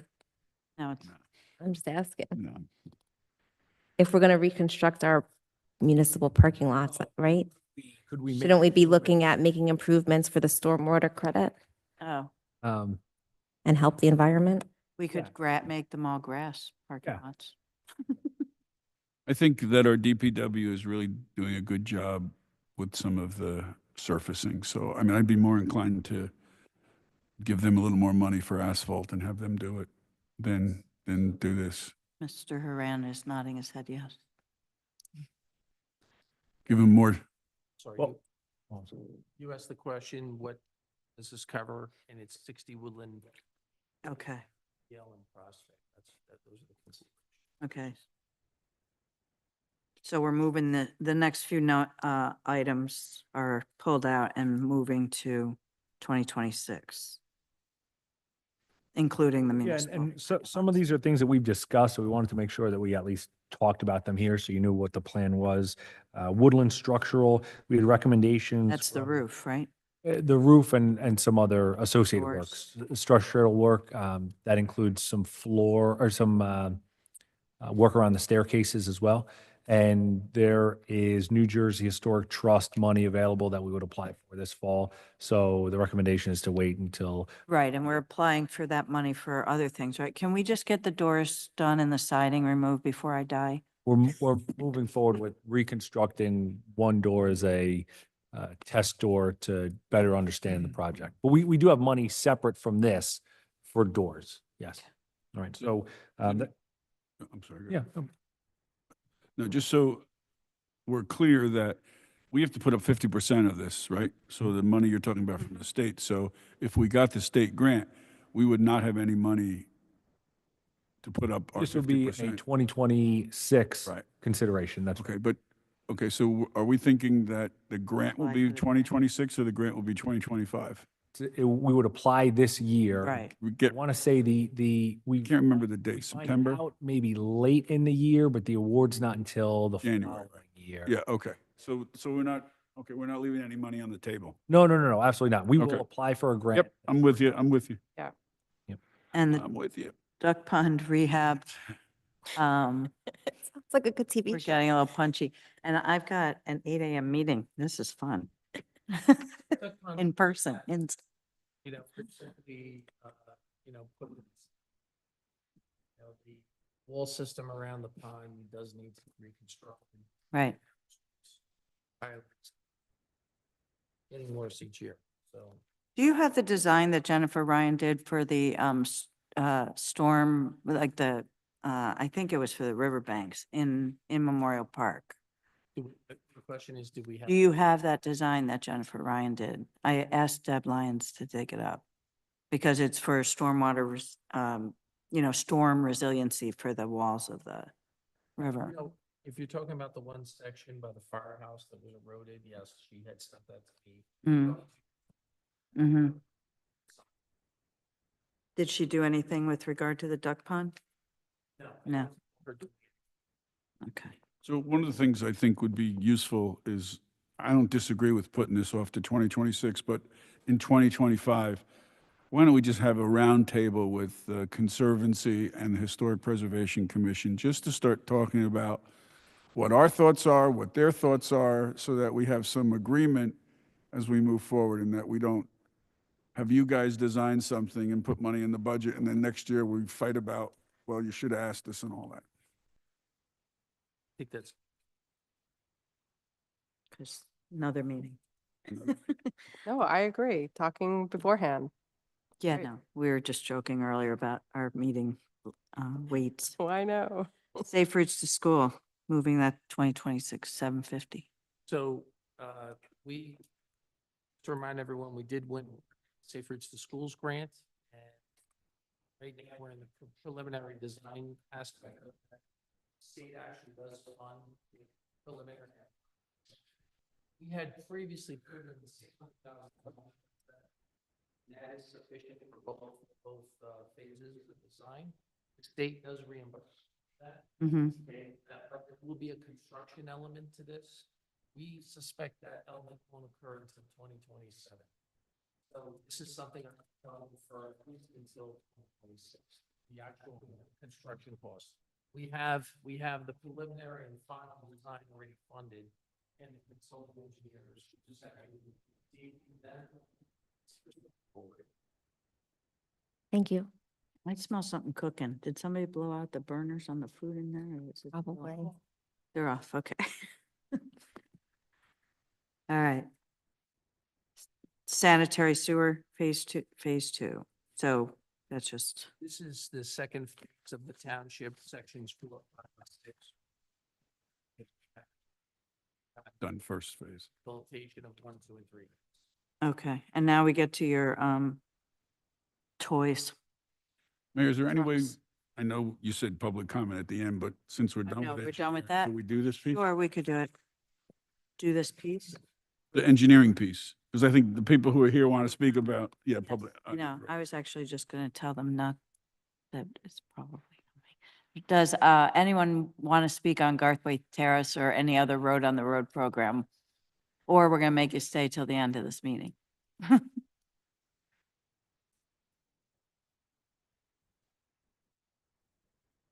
That's okay, yeah. Um, So, a couple things. I'm reviewing the list that, of the roads that are to be paved or the suggested roads. Mhm. I'm pretty familiar with most of them. Probably only 2 of us, possibly 3, are streets that have no sidewalks, right? And so that's a bit of an issue for us and for the residents as far as safety, et cetera. I made a note that this is resurfacing only, and it doesn't address the drainage. And I think if anybody has actually, and I know that some of you have actually come to look at the street, if anyone's been on the street of recent, we have a big problem with drainage at the end of the street. Some of the residents, it's actually a bit of a hazard for them to get in and out of their houses with the pooling of the water. So far be it from me, you know what? If resurfacing is the only thing that we can get, Mhm. Mr. DeLuca's suggestion to possibly add more funds to address some of these drainage and pooling issues. As I said, I don't want to derail the resurfacing, but I would request that the committee look at Consider adding drainage the issues. draining, yeah, because there Um, are some serious draining issues. Could you offer up a price for that in a future meeting for adding drainage to that project? My recollection too is that there's damage being done to the roadway with some pumps discharging into the streets, which, You're absolutely right. yes, which technically is the property owner's problem and should fix, but we can work together. If there's an opportunity to add drainage work to this project, then Mr. Kidner can contact those property owners where the sump pumps are discharging and work out an arrangement per our ordinance to have it connected to any improvements to the drainage in the road, Certainly. right? To tie them in. Yeah. Again, we appreciate you looking at Garthwaite. We appreciate any funds that can be put towards resurfacing. My concern is just putting a Band-Aid, right? Oh, yeah, that's why we're on the same page, I think. Thank you very much, committee. You're very welcome. Thank you. Anyone else? Mr. Vasquez? I got your message, Leo. Just want to thank you for considering Garthwaite Terrace for milling and resurfacing, and want to underscore my neighbor's concern about the draining at the bottom of the street. One thing I was wondering if could be considered, if maybe I know that there are several drains at the bottom of the street. If there's a possibility to put drains in the middle of the street so that more of the water would flow into the sewer system, meaning the storm Gets caught earlier, sure. earlier. I'm sure Mr. Kittner will look at that, yeah. Thank you. Go ahead to the mic. Durand. Street drainage on the sides, Yeah, is that something that could possibly help Garthwaite Terrace? Absolutely not. Yeah. No, I wasn't going to be that No, blunt. no, Typically not. they are a Kind of pain. historic. Are isn't it? they? Yeah. Okay, just a question I. Yeah, Sorry for being so direct, but yeah.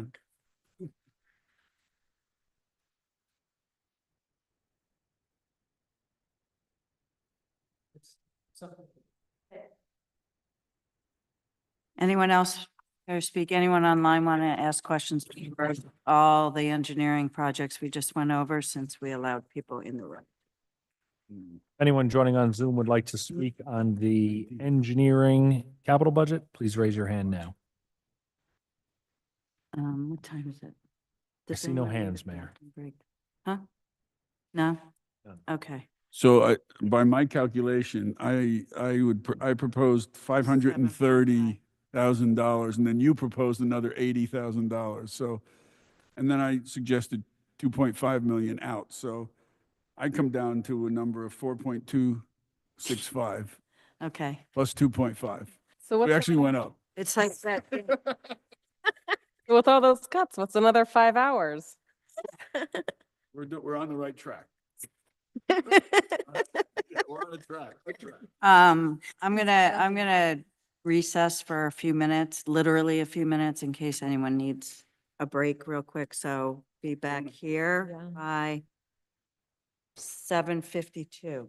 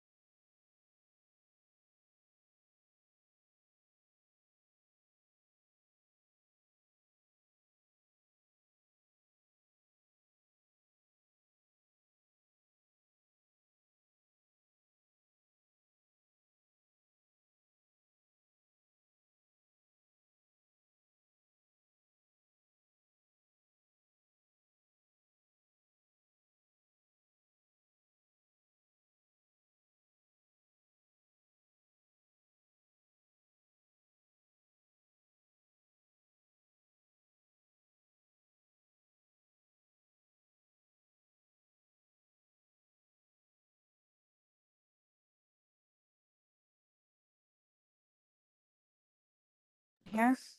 I knew it.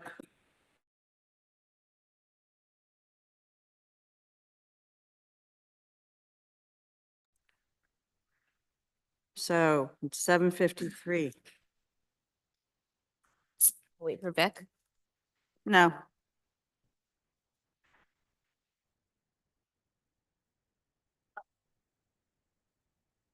Ready? All right. So we're to your choice. Trucks and bucket trucks and dump trucks and little tractor trailers. Go ahead.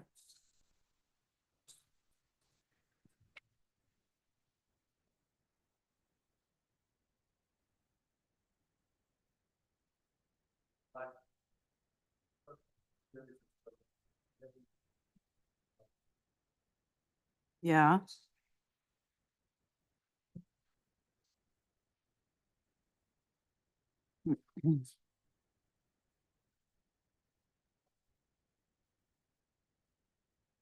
Okay.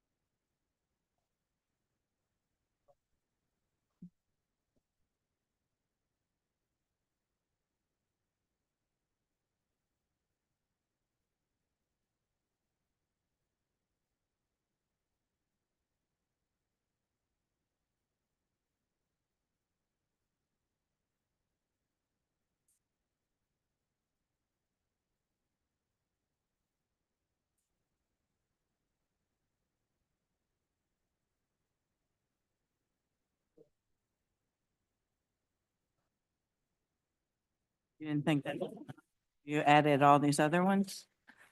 in the List? No, that's just it. Great.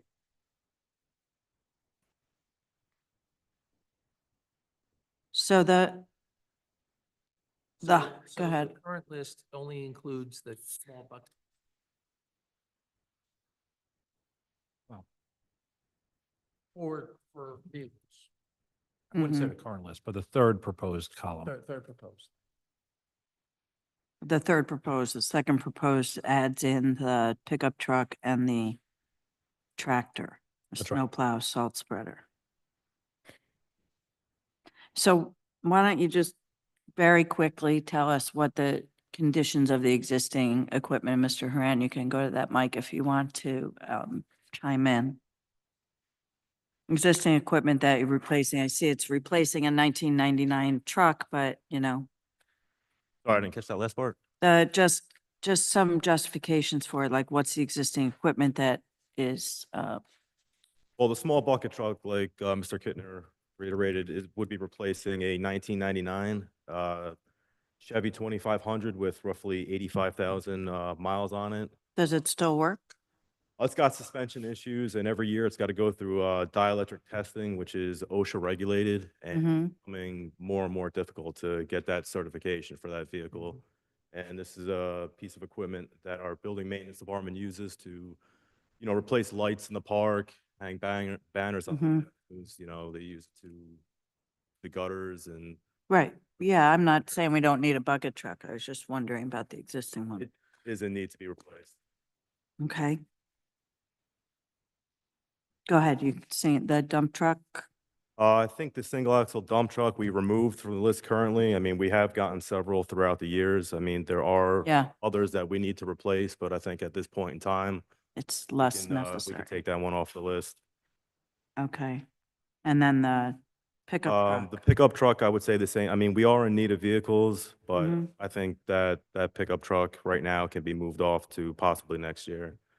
The Ventrac tractor is a piece of equipment that, again, like Mr. Kittner reiterated, we do use all year round. We use it to groom the ball fields in the spring and summer months. We use it to mulch the leaves in the parks in the fall, and obviously during the winter months, we use it for plowing and salting all the commuter paths in town. And what's the condition of that one? Because it's cut off the list, but only on the second or third round. It'd That's be a new one. replacing a Ford tractor that's from 1993. Continuing on, we have a 2-ton blacktop hot box. The one that we currently have, prior Requires administration had bought, requires a CDL license to use. We do have a handful of people in our Mhm. garage that have it. Currently, we only have one person in the road department who has it. Unfortunately, the past summer, he did get hurt and caused us to have to pull people from other departments who have a license, which obviously makes, those departments struggle when we have to, pull someone else to operate a piece of equipment that, you don't need to operate in this town. You need a CDLB like, hey, so, I Okay, mean, I think that's a piece of equipment that we would benefit using because obviously other people be able to use it, not just one singular person. All right.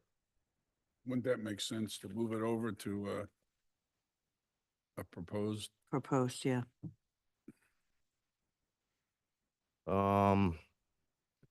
Like I said, I think a lot of the other stuff on here were already removed. I think it was merely the top 5 that we wanted to focus on. Okay.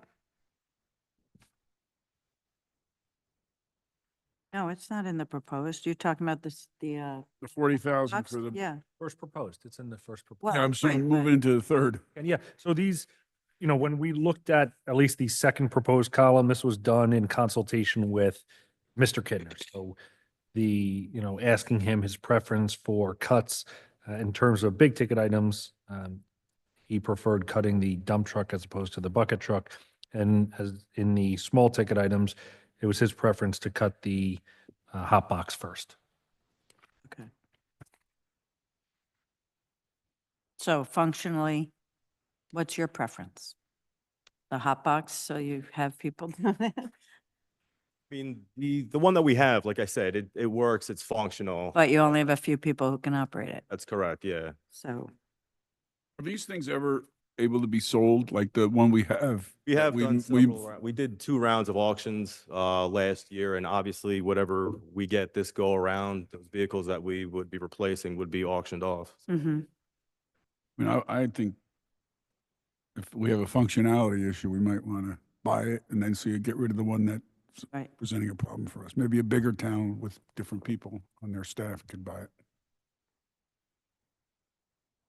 Okay.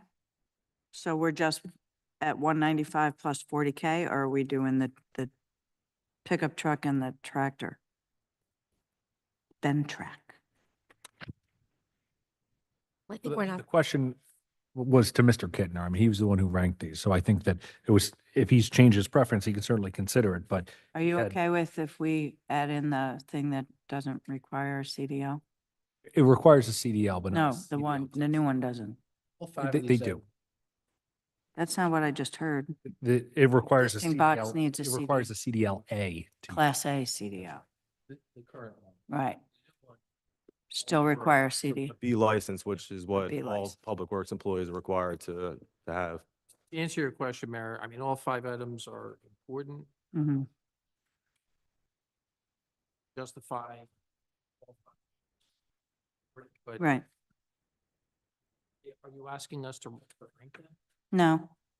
I was You're just asking asking if You questions. want 40,000? You want the extra 40,000. Okay. Good answer. It took a little while, but good answer. All right. Thank you, Mr. Heine. So now the page that was supposed to be first and a second, we go there now? Right? These are wait, DPW. what happened? We don't have know. more DPW? Yes, you're down to Fire Company 2, Boyden Heat System. No, Grandmaster mower, Mower. Groundmaster mower, 2501. sewer catch basin. Those were all things that they cut before they got to the top 5. Oh, I'm sorry. right? Yes. No, they are. so- There's some that are recommend, Where are a you? couple recommended in the third column. Not until the fire code to Boyden Heats. Those are DPW things. Yeah, Yeah, aren't we still on DPW? we're still on DPW. I thought we were in engineering. No, no. I we're thought you not. have We finished 25-01, or those are the things Right, that from you're the right. original list, and then we moved Page to 2. 2502, right? That's because Fire he screwed Company it up. 2? Stapling. It's a stapling error.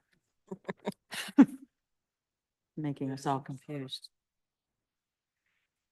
Yeah. Okay. What is that? Fire company, two. It's just in bad shape. And it needs to be upgraded. We have not gotten very good pricing with heat pumps. Mhm. Recommendation at this point would be a high efficiency gas-fired furnace. Mhm. Yeah, So, moving on from that, D-Hart flat roof, there's a section of D-Hart roof, roughly 30. the community center roof. You mean the community center? I'm sorry, I think it should be called D Hart Community Center because That's what Maplewood the plaque Community Center- says. Yeah, I think we go by the plaque. so there is a section of flat roof that needs to be replaced, and we have a budget. Rickleton Square electric upgrade, that was just a thought of putting a formal electric box. Every year we have the Christmas decorations out, bit of a process to get power to those decorations and the. But Mr. Haran does yeoman's job of that. Yeah, we can't move the one from Yale's corner. That took forever. Yeah, that we don't need anymore. It took forever. This would be just a formal. I like watching Mike squirm a little bit before the flip the switch. Poor guy, he was so upset the first time and it didn't light a year ago, last Christmas. But I sang to fill the time. That's pretty scary. Okay. Changing out the valves. Some of them are frozen just because of their rate. They're on, there's heat. It's just too much heat in here. I always find it awfully warm in this building. It depends where you go, and I think that's part of the reason for this project. In areas of this floor, it's warm. You go upstairs and areas It's in the cold. clerks and Rex office, it's cold. Yeah, I have heard complaints about that. Should we move that 30K over to the third row? I mean, I think we're trying to cut money. We keep moving Yeah, no, money I over. know. I just know that they're freezing upstairs and boiling I downstairs. mean, it's still, You get fans and heaters. it's still warm enough for a workspace. The question is, it could be improved. Nobody has an opinion on this. I mean, I would I'll leave it take out. the administrator's recommendation of leaving it out. If we're trying to cut things versus, we're already adding things. What's your thought? Leave it out. Well, yeah, Ms. Herman doesn't have a strong opinion either. I don't have a strong opinion. Okay, fair enough. I do think we should leave out, the lights at Rickleton. Oh, the That electric, was already yeah, left out. that was already left out, yeah. All right, All right. now we're at administration. Are we done with you, engineers? I didn't We know are. if you wanted to talk about stormwater. Yes. Oh, yes, we do want to talk about that. If you flip, It's not 2 listed out, pages. though. it'll be on stormwater. Flip 2 pages. I don't know if I trust that. Yes, here. Pages. Oh, there it is. I got it. Okay, That's why we're in green.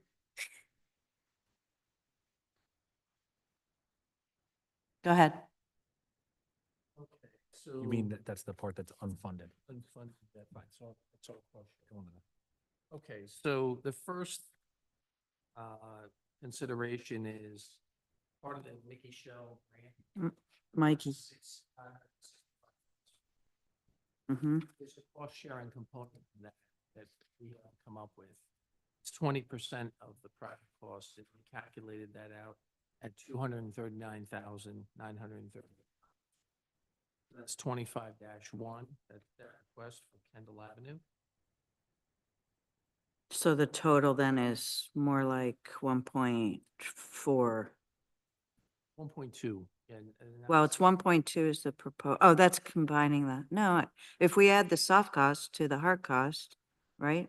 There's no, on that line, we didn't include what the soft cost may be. It's included in the total project budget here. So it's 1.1 project cost and a $959,000 grant I missed the last part of what and you, a $959,000 grant. right, I'm still, is it just me? Yes. So the What happens hard, if we don't get? I the- see hard costs as 1.199. I have the money. I see hard costs, So 1,199,000. Mhm. Then I see nothing in soft costs, but he just said 239,938. he's talking about the portion that we would have to fund that's not covered by a grant. So the, Okay, the project understood. isn't fully covered by a grant. Right. Yeah, It's a cost sharing for the town. yeah. Got it. Thank you. She understood that, what I was asking. Unlike municipal aid grants, this grant, we don't have to. Front load it, yeah. And what do we do if that grant goes away? We have the money, right? Is that right, Paul? We have the grant, it's the. Right, but do we have the We actual have the money? money? Commitment's there for the 900. No, I know the. But the commitment might go away, right? Like, I mean, with what happens federally? It's, we don't know. No, we know. So we're moving forward as if we have the money. We have no Okay. indication that it would be pulled back at this point. And this is direct congressional approved spending. So this doesn't flow through any other. I understand, but Yeah. we're moving forward as if we have the money. We're a little worried, but when is the plan for this project to take place? When are you doing this project? In 2025? Like, It needs to be designed, it'll be designed in 25, we're anticipating a 26. okay. When do we get the money after the construct? No, you said we don't have to reimburse it. It's like, when do they actually send you the money? So there's a voucher. Vouchers, yeah. Based on. So it doesn't have to, so we don't have to write out a check. Okay.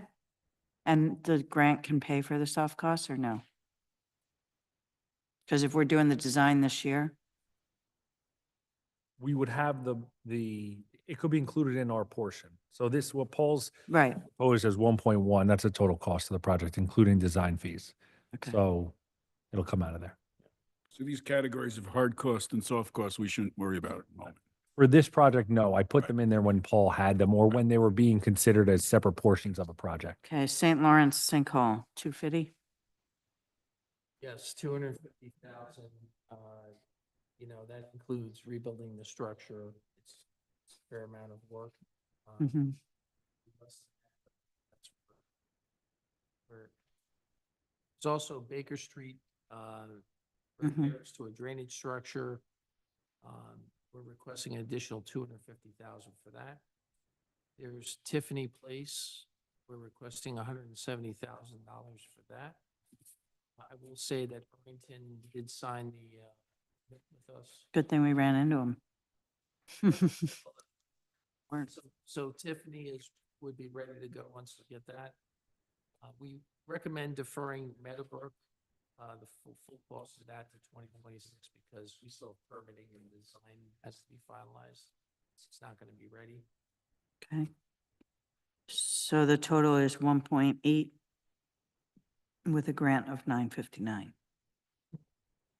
Yes. So that leaves approximately $910,000 out of the stormwater utility. Mhm. I don't think we're going to be getting that Well, much. No, and so this would be bonded through the utility, just like we do like at the pool. Okay. And so it'll be paid back as debt service in future years. We're starting debt service right away. Well, Well, that's what you normally would do. yeah, that's right.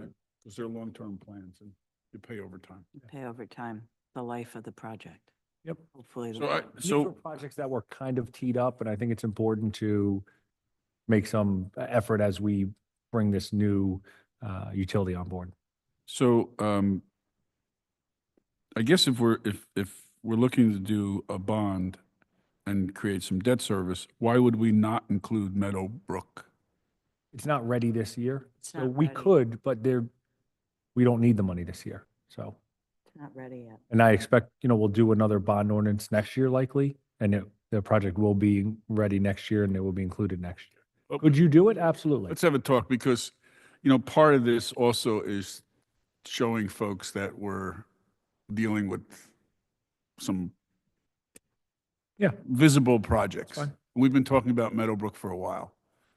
And I'm thinking of, the fee structure over there and all that. It might be good for them to see it on the list. So I'd we can like- talk about that. Yeah, I'd like some background on that too. Okay.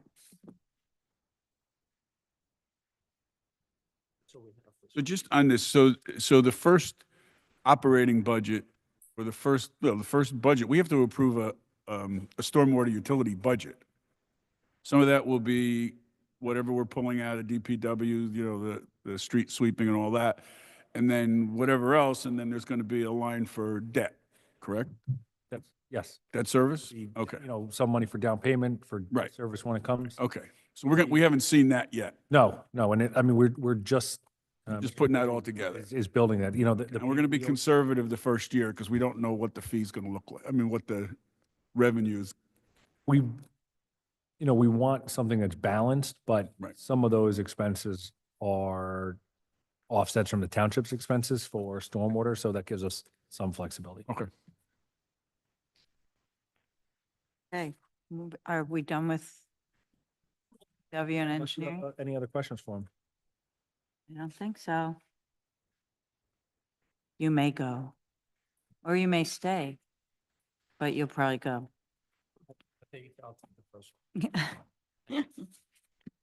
Thank you, Mr. Kittner. Mr. Barry, we didn't hear a word from you. Still not. I know. He's ignoring you, Mayor. He's ignoring He's me. ignoring you, Mayor. Mr. Barry, the mayor is talking to you. That's all we wanted. No, he wanted, I won't tell you what I say. she said, we haven't heard from you tonight. Thank you, you guys. Hi, guys. Have a good night.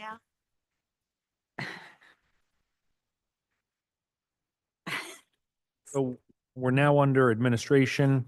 Hey. First item here, wait, wait. $850,000. Now come out Yeah, the back scissors. to We the get the weird- scissors now. Wow. Yes, so this is for a 850. liquor license. This is under the new state legislation where the township may have an opportunity to purchase a liquor license from an adjoining Oh. township. We don't know how much that'll be because it's open public bidding. No idea. So it And could by be law- 5,000, it could be 5 million. It won't be 5,000. It would be Right. certainly in the hundreds of thousands of dollars. This hasn't been done yet, and so we don't exactly know. And I think that's kind of why it was left off in the second and third proposals. Do we There- know that that the municipality is putting out the bid? They don't, doesn't work that. Oh, We put out the bid and we have to have a minimum. right, that's why I minimum was bid. confused. What we have to get from an adjoining town is their willingness for the Sell. bidder from that town to bid on our project. Doesn't putting it in the budget tip our hand? We have no way of, yeah, I know. We don't, So, We have no way of doing it otherwise. there's also a point where there may be other ways to do it, but it's a guessing game anyway, and we're going to end up with the highest bidder. So does it tip our hand? It's going to be around this number. Could it be is this 400? something that we could, this is capital, right? This is. That's bond. right. So is this something that sort of like what we were talking about, deferring it to later? So we could do the bid and see how much it is and then bond for it? Rather Well- than budgeting for it in a bond? Like if we have general, I don't know. The timeline becomes the issue there. Yeah, With anything, like any capital project, in that it takes a while to get a bond through and then Right, make a right. purchase with it. What we could also do is wait until we open bids and then do it as a deferred charge to be raised in the next year's budget. By that time, hopefully, we would have resold, sold it, and yeah. maybe we could use that money to offset. Why would we not do that instead of this? I mean, it's just your preference. But it's unlikely that we will resell the license within 1 year. You think? Yeah, it's unlikely. You also don't know how much you're reselling the license Right. for, and so there's a lot of question marks here. Why is it unlikely? Yeah, I don't agree. They're expensive. No, Well- but I think there's interest. It becomes what the market is. And so Right. the township would then hold an asset. And we have to be responsible for when we take that to the Maybe we public. wouldn't get it if there wasn't interest or a market, right? How long did it take us to sell for that other liquor license? How long did it take? The last one we saw? That's the one that was exclusively for like Springfield Avenue or something. That took a long time, I thought. Oh, we got no bids on that one. Right, that's what I mean. Yeah. The other one, we had multiple bidders. We had at least 2 bidders on the last one, right? We had Baker and Newark Way. Did it out 3 times before we had anybody. Right. And what did go to Avenue Pub? No, they had, who'd that one go to? Avenue Pub was for you. They got for Jus. So who did that one go to, or is it still around? Huh? The new one went to The one we're talking about that bid out 3 times. Artie's. Oh, they ended up taking them. I just don't think there's any, I don't- we thought maybe there'd be a development at the movie theater and it's not happening yet. So Yeah. I doubt even, just general construction. If this thing started this year, it would still take a year. And then we're probably talking 2027 before somebody, So if And we that were to was- wait till like next year to do this, So we might is miss that the boat. year that they have more licenses available, right? yes. What is it, 2 or 4?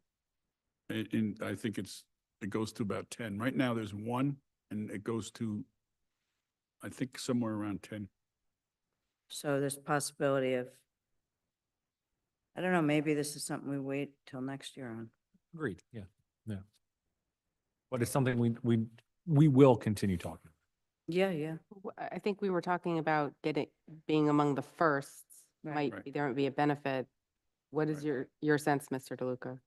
I don't know. It's, part of it now is that could we get a good bid because nobody else is going to be doing it, as opposed to maybe next year when maybe 1 or 2 other towns might want to do it? I don't know.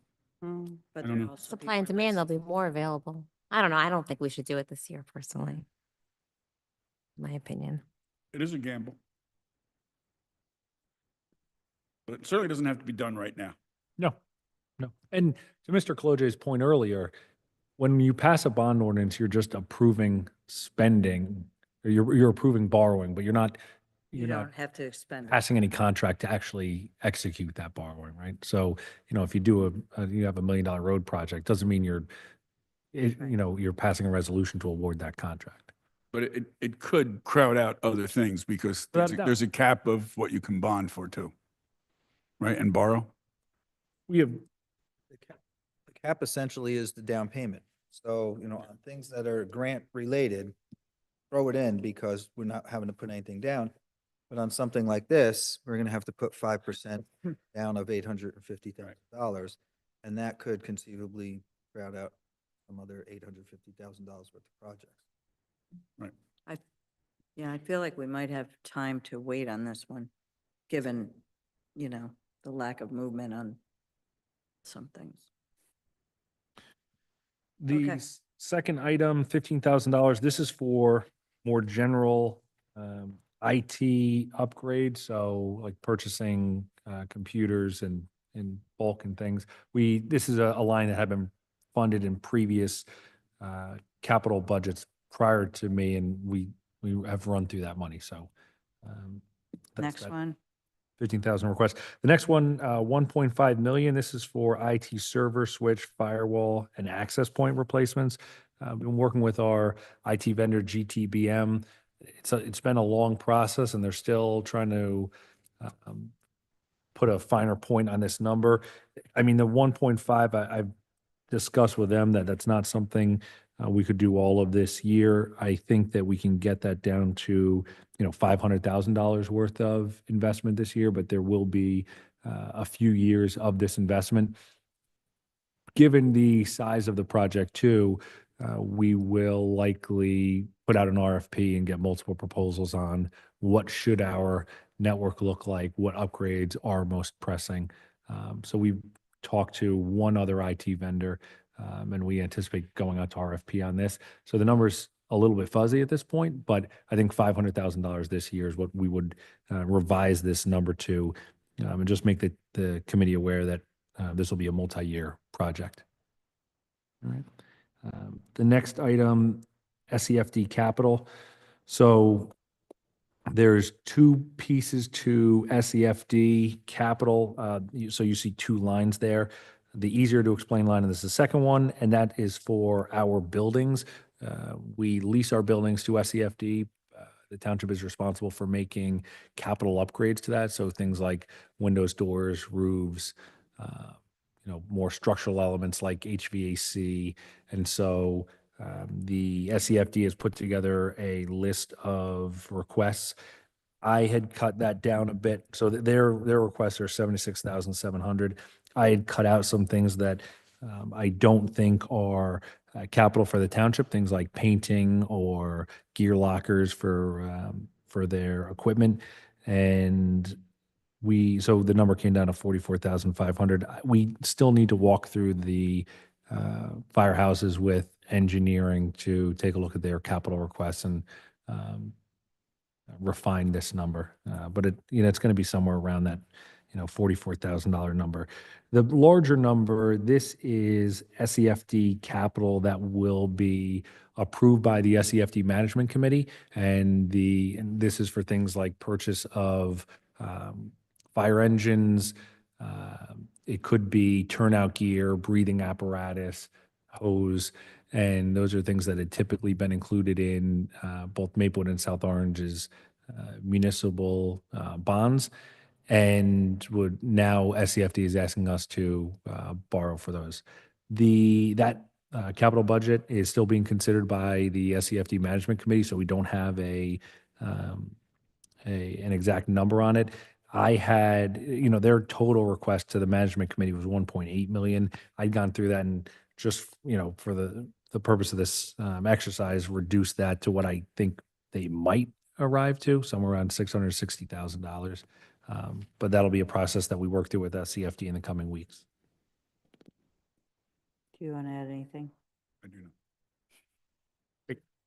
not. Those SEFD lines, similar, I guess, to the IT line, I expect in the next 3 weeks, I'll be providing updates to you, but well in advance of us introducing a budget. The next lines are file cabinets and counters for the Community Development Office. They are overhauling their file system, and one thing that they're having an issue with now is file storage large enough for their plan sets, which aren't conventional sized, and it's typical. Right now, that means that they're storing them kind of in boxes on floors, and not how is in any not as organized as you would want it to be. And so they had made this request for $9,000. That includes some counter as well that would go on top of it. So when you go into community development, it's those counters on the right that are underneath the countertop area. The second thing in Do speaking. you recommend this? Because Yeah, I do. Pull Yeah. out of the three. Yeah, I mean, it's off the last one just because we look to make drastic cuts there. But yeah, I mean, I think this is a good request and would go to good use. The last item here, an office partition, the construction official in the rear of his office is a storage area for the office itself. So you end up with people through his office somewhat continuously during the day. And his request was to put up a half wall partition to give them some privacy. I think it's a reasonable request, but not something we need to do this year, given the budget constraints. So I'd propose that that's not included in any of Walk through the the clerk's office all the time. proposed. You have no privacy in there. Can you get like a partition off of? Any questions on community development? I always walk through. Maybe he could Your share office. the office with Ms. De Palma. Yeah, They could both work out. That's a big office. there's that Big closet office. in there. Get rid of some of the plants. Make room for the construction code official. I'm sure she's watching. I know. That's why we're saying She these things. may be here in a few minutes to advocate. Oh, wow. Stay home. Okay, then moving on to the police department. So the first item, body cameras. For our department's body cams, the company that they had purchased those through, and I Maplewood was somewhat of an early adopter for body cams. The company that we had purchased through is no longer in business and no longer offers support. replacements or upgrades. And this is one of those things that there was no advance notice to us. But I think, some of that is a function, and they were one of the first people in this space. And since then, there's other companies that have emerged like Motorola and Axon that have just overtaken them. And so that means we end up having to replace all of our body cams, which are most of them at the end of life anyway. And also includes replacing the in-car cameras for all of our vehicles. Right, so this is 20, it says 20 in-car and 60 body cams, so that's That's right. right, okay, so that's everybody. Yeah. You're proposing to do less than everybody? Well, no, the 250 would just be for body cams and not for car cams. Oh, okay. And do you recommend that? They need all of it. But, I think that if you were looking for a place to cut, the in-car cameras would be the first place to cut, because there would be some coverage when the officer is operating the vehicle of their body cam. How come you keep shifting the decision to us?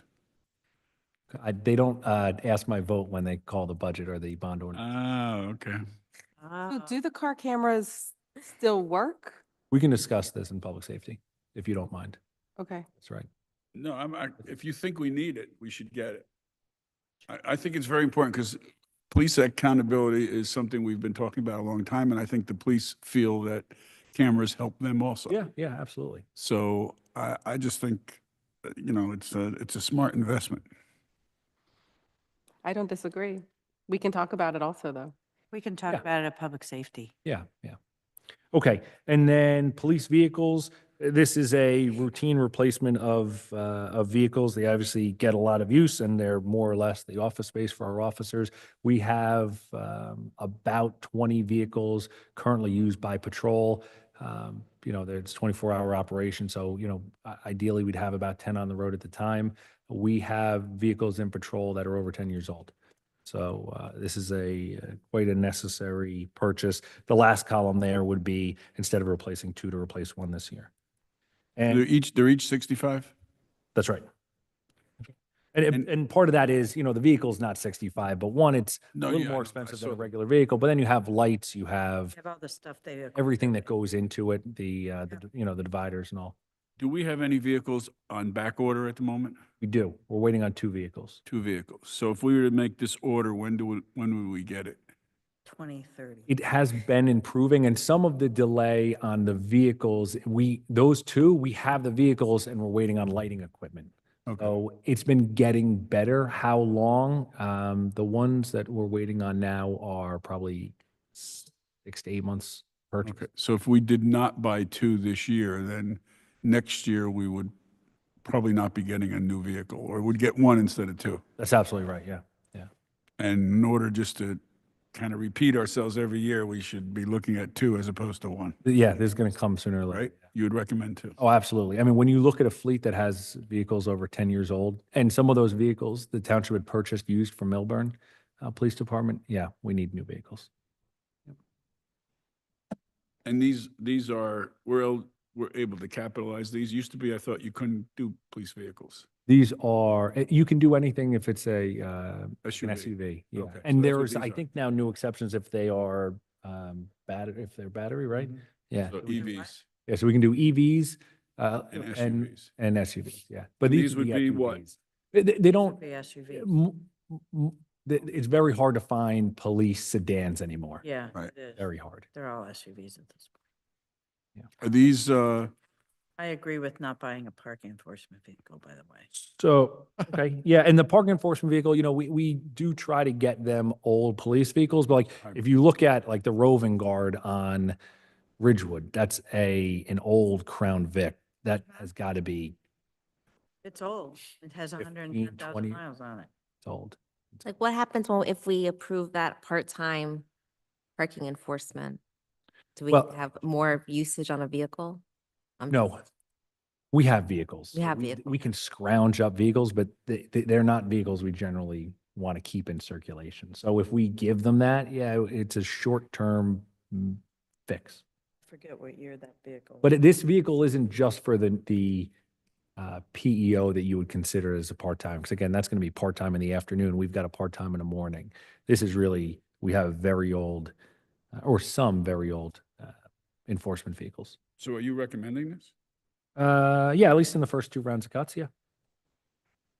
Yeah, but your last one, you're not. That's right. I wouldn't be in favor of it. Okay. What bugs me is when I see the mileage in those requests of the existing vehicle, and it's nowadays 110,000 is not a lot of mileage on a vehicle. Yeah. It was back when, Mr. DeLuca and I got our driver's licenses, but Well, but this says it's a 2008 Crown Victoria with 115,295 my miles. son's car is a 2005, You'll see it driving around town. You can. 200,000 Yeah. miles on it. Yeah. Just Yeah, saying. I know what you mean. Yeah, absolutely. Okay. You said Crown Vic is old. I thought you were talking about me. Oh, what are you, Trump? King Vic? I didn't say king. Make himself, put himself a crown. Are we done with this stuff? You are done with capital. All right, we'll move on to revenue. Wait, we didn't do Oh, pool. well, we're done with Pool. municipal capital. We've got Oh, where did the pool go? It's not on the agenda. It's here. under capital. No, Is it on this thing? everything's under. So it's on this page here. It's just 2 lines Little page. here. Yep. So this is a request for tables and chairs to replace tables and chairs that have broken over the years, and for a new PA system, which is sorely needed. So both of these are recommended. I agree with both those. It's just a relief not to see like $15 million under the pool. Sure. We definitely need that PA system. Feels like every year, right, Joe? Great, Yeah. both are needed. All right. Cool. Awesome. Revenue. So now we're on to revenue. Where's that do you piece of want? paper? We didn't get a handout for, except the spreadsheet, right? It should be one Which I that couldn't goes open up. Up in there. We got a handout, yeah, but And you got, so you should have something that looks like this in your pack. This. Oh, no. This one? Yeah, You want to put it up on the I screen? will, yes. You want to go through that first or what's that? you know, this is what I. Okay. That's this, right? I know, but I couldn't get open on my can out. Yeah, I thought that thing on my desk was actually powering my laptop, but it was not. It's only for the internet. Is that right, Mari? You know that little plug by my desk, they plug the laptop in? That doesn't charge it, huh? It's an internet. Yeah, for your plug, right? internet. No wonder it didn't charge my laptop. What do you say? Just ignore him. Okay, move on. He walked out. There's no break. Let's go. Income, revenue.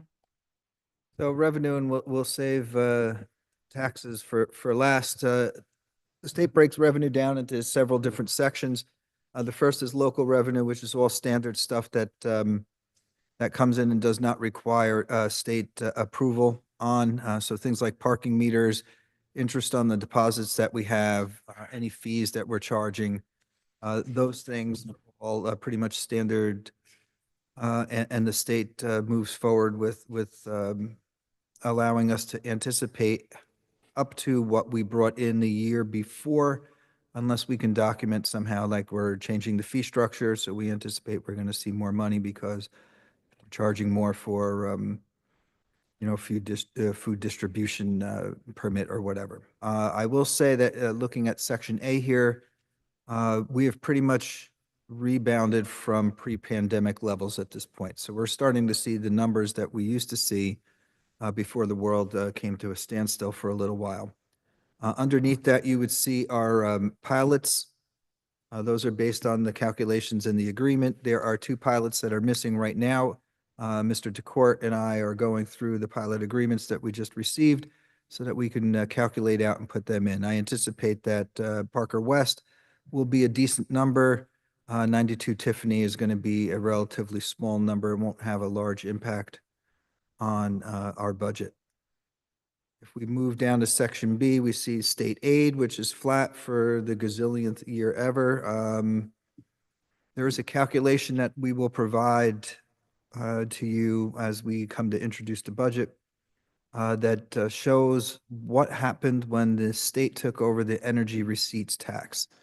And for anyone who may be unfamiliar, Years ago, the energy receipts tax was specifically given to each town. So you had your utilities that would pay directly to Maplewood and 563 other towns. And the state came in and said, you know, we got a far more efficient system. We're just going to have PSE&G pay us directly, and then we'll turn around and distribute that money to you. And it was supposed to include an escalation clause from all the way back in 2006, I'm going to guess. 2 years in, they stopped the escalation clause. So if we took into account if the escalation clause was actually moving the way it is supposed to, we would see this line go up by $632,000 from the year before. Unfortunately, that's not the case because the state is once again holding us flat. They had some legislation about 3 or 4 years ago that said they were going to start to fix this. We saw that as the municipal property tax relief program, which lasted for 2 years, and we're back to flat is the new increase. If we move on to our shared services or our UCC fees, we see that there's a significant drop over what we did in 2024. That's a function of major projects now not online anymore. And it's predominantly residential that is fueling that funds. We look at our shared services, we see that we're doing pretty darn good. We've expanded the number of shared services that we're doing. We're continuing to provide administrative support to SEFD. We're continuing to provide health department services to South Orange. We have our Milburn and our Milburn electrical and plumbing inspections that are still in place. And of course, municipal court, which was probably one of the first things that we did as a shared service.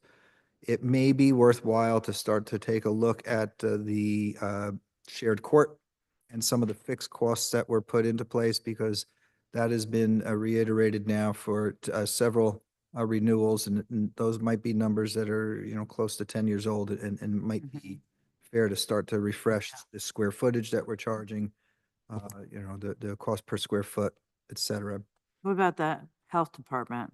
That's flat. Health department is an increase over what we had the prior year. It looks the same to me. It does look the same. So I'm gonna take a look at why it looks the same. Actually, it looks the same because we took what we anticipated the year before. That number actually went up by, I believe it was 2%. So it's going to come in at more like 223.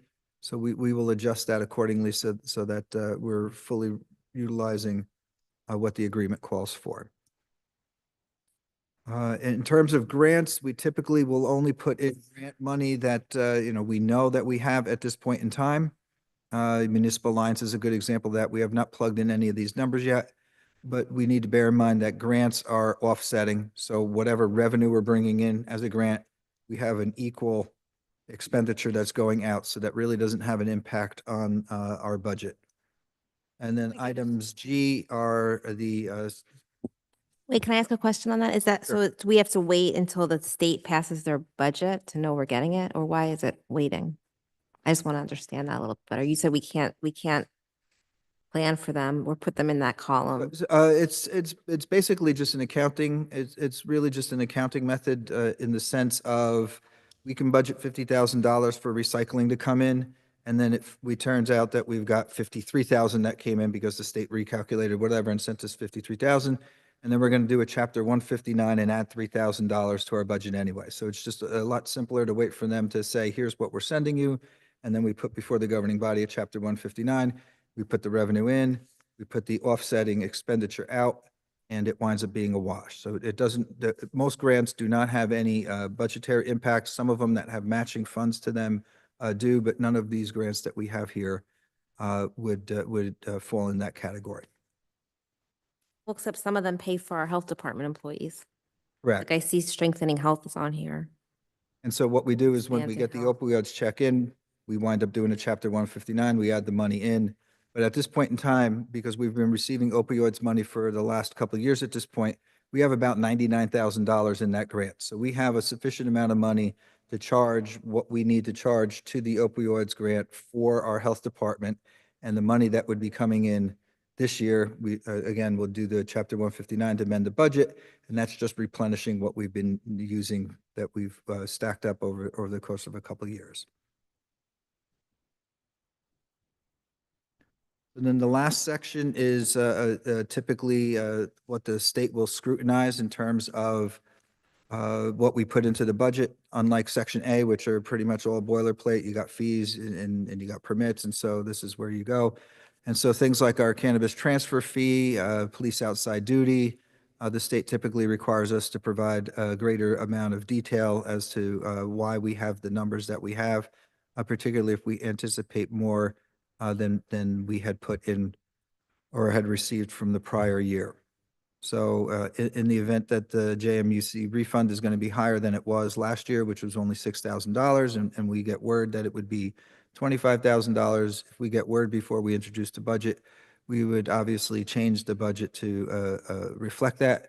But the state would then either require us to show them a cash check or some sort of letter that says we're going to be sending you $16,000, not six. The reason for that going down is, I guess 2 years ago, they had an issue with the way they billed it out, and I believe it was Newark that wound up paying more than they were supposed to. And so they were entitled to a credit, and all the other members had to make up the difference because they were overcharged. We were asked if we wanted to pay it one time full right here and right now, or if we would prefer to see that taken out of our refund check. And the governing body's decision at the time was to have them take it out of the refund check. So once that gets done being paid off, we will see an increase in this line once again. American Rescue Plan money, that was just a final amount of money to move over so that we didn't have to send anything back to the federal government. So obviously, we're not anticipating anything this year. The move was predominantly to put it into our general capital fund so that we can use it for infrastructure projects. And at this point in time, we typically do not budget for any sale of municipal assets, but as was asked back when we were looking at capital requests, yes, we'll put up the dump truck that needs to be sold or a Right. backhoe or whatever, and this is the line that would get recorded on. If we take a look at what we have from a surplus perspective, we're anticipating basically the same amount of money that we had used, roughly the same amount of money that we used last year. Our state aid, again, is remaining flat. Our shared services will go up slightly when we make that adjustment for the South Orange Health Department. Our local miscellaneous revenues are going to remain where they are, and that gives us a total amount of money. The delinquent receipt from delinquent taxes are fixed based on what was owed as of December 31st of 2024, so that number is not going to significantly change. The fact that it's gone down means we've done a better job of collecting taxes and sewer payments last year. The state requires us to put in something called, well, we call it RUT, but it is the Reserve for Uncollected Taxes. The municipality is basically a collection agency for the other governing bodies, the school district, the county. And so when the school district sends us a bill, whether we collect 100% of the money or not, doesn't matter. We need to send 100% of the bill over to the school district and over to the county. So this line for Reserve for Uncollected Taxes is a mechanism in order to balance the budget to make sure that we can meet our obligations of paying the other governing entities. The library tax went up significantly from last year. That amount that we see in there is basically the 1/3 of a mil. That's the minimum we need to put in order to qualify for state aid for our libraries. So it's not a number that we can typically cut. And so that puts us down to the last number, and where most municipalities bring in the lion's share of their revenue, and that would be the local taxes. And so what we're looking at right now is a budget that was roughly $59 million last year, and it is now somewhere at 60.8 million. And that pretty much covers where we are from a revenue perspective. Could you explain why what we budgeted and what we actual received on the total taxes is different? Is that the uncollected taxes? Correct. Okay. So presumably, we added that in the reserve, would we have enough to cover what we were supposed to? No. Well, the calculation that the state has us put together, yes, would be Yeah. enough to cover it, but just because we're putting together a calculation based on a collection rate for this year Right.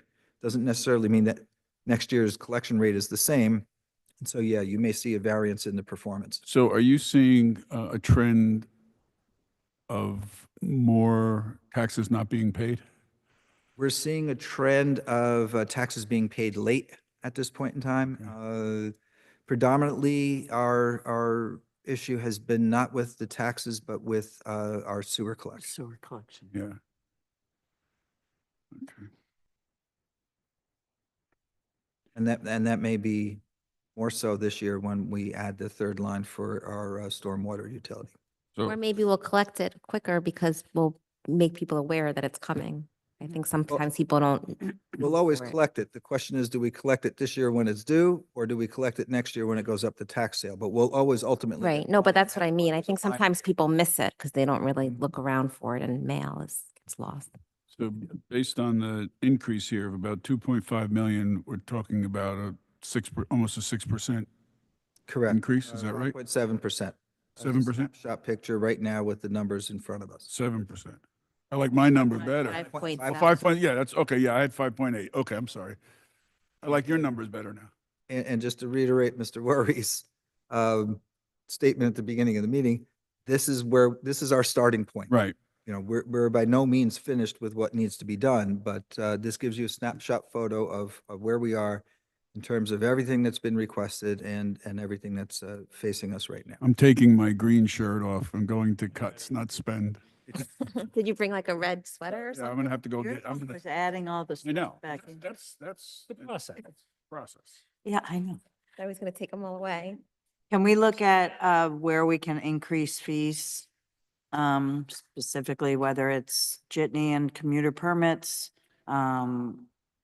We, recreation fees? yeah, Things like that we talked about offline a little bit. we will, but that, unless we change our fee ordinance prior to adopting the budget, and maybe even not then, we wouldn't be able to anticipate it as revenue. But Right. yes, absolutely. Well, because we haven't in a Right. long time, and I think we need to look at it.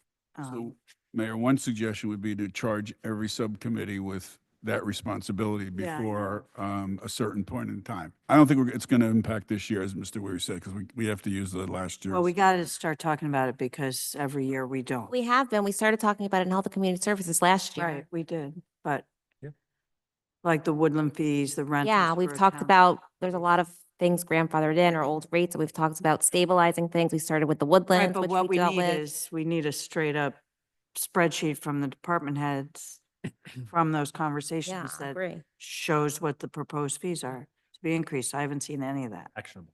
I know, I think we talked about getting that at our last meeting. Yeah, we keep talking about it. I'll remind And I you. want it to happen. Yeah. After the budget process is concluded, we'll have, at least I will have more time to work with the department heads. No?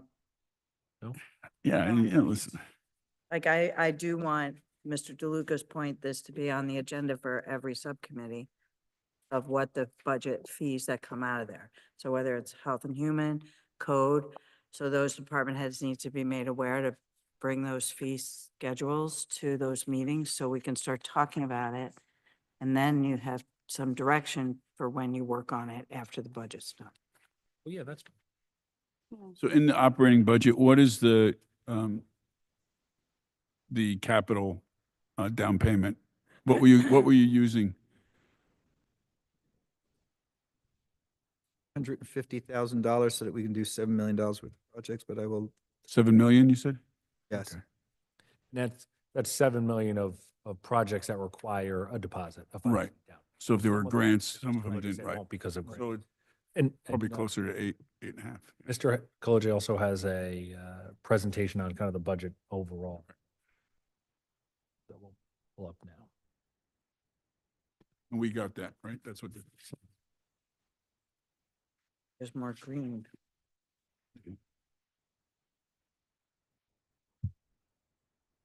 We're about double. Should we increase the color ink line No, item? but we did we have a double-sided paper. This is not double-sided. I know.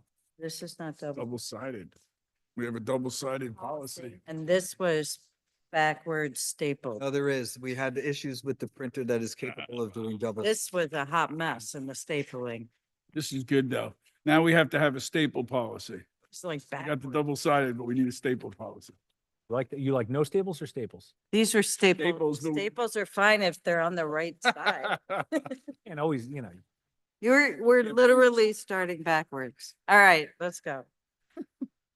What else? Here we are. It's the good news. Okay, let's go. Just We walk want us to be out of here by 9. Walk us through our 2025 budget as quickly as we can here. And I think we saw this slide previous. This is a breakdown of the various percentages that each department comprises our budget, so that you can see, for the most part, public safety is by and large, the largest chunks of what we do here. I have 3 shaded areas labeled statutory, utilities, and insurance.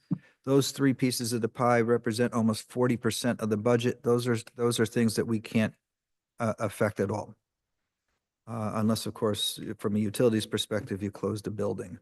Where is the debt? Debt service would be in part of the statutory. Okay. A pension, debt service, down payment for, new bond ordinances, that's all falling under statutory. We look at the next slide, this is basically a real broad overview of what's been challenging to us. The shared service for SEFD is going up $1.9 million. The new police contract that we just signed is going to cost us roughly $1.2 million. We've created a stormwater utility for $290,000 as our cost for an $800,000 utility. And insurance costs have gone up significantly at almost $2.25 thousand. Mr. Weary, on the stormwater utility, we have not yet done an allocation of what was existing into the stormwater utility from the operating No, we're budget, right? working on that now, yes. Okay, so that would be a brick on either side, right? Yeah, we can kick that one out, correct. And did the SCFD, do we calculate a deduction from the EMS fee? Yes, Is this a net number? yes. So then on the win side for the good guys, our debt service went down slightly this year, $116,000, and our pension significantly went down by $1.5 million. But that is a function of we no longer have the fire department pension payments to make. So that is, if Mr. DeLuca is calling it bricks, the shared service of $1.9 million is being offset by the $1.5 million that's coming down from pension payments. We take a look at some of the historical data that we have.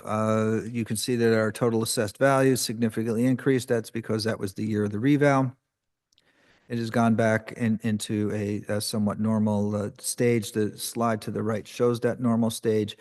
So bringing on $20 million worth of additional assessed value is going to make available to us roughly $116,000 in new tax money that was not being paid the year before.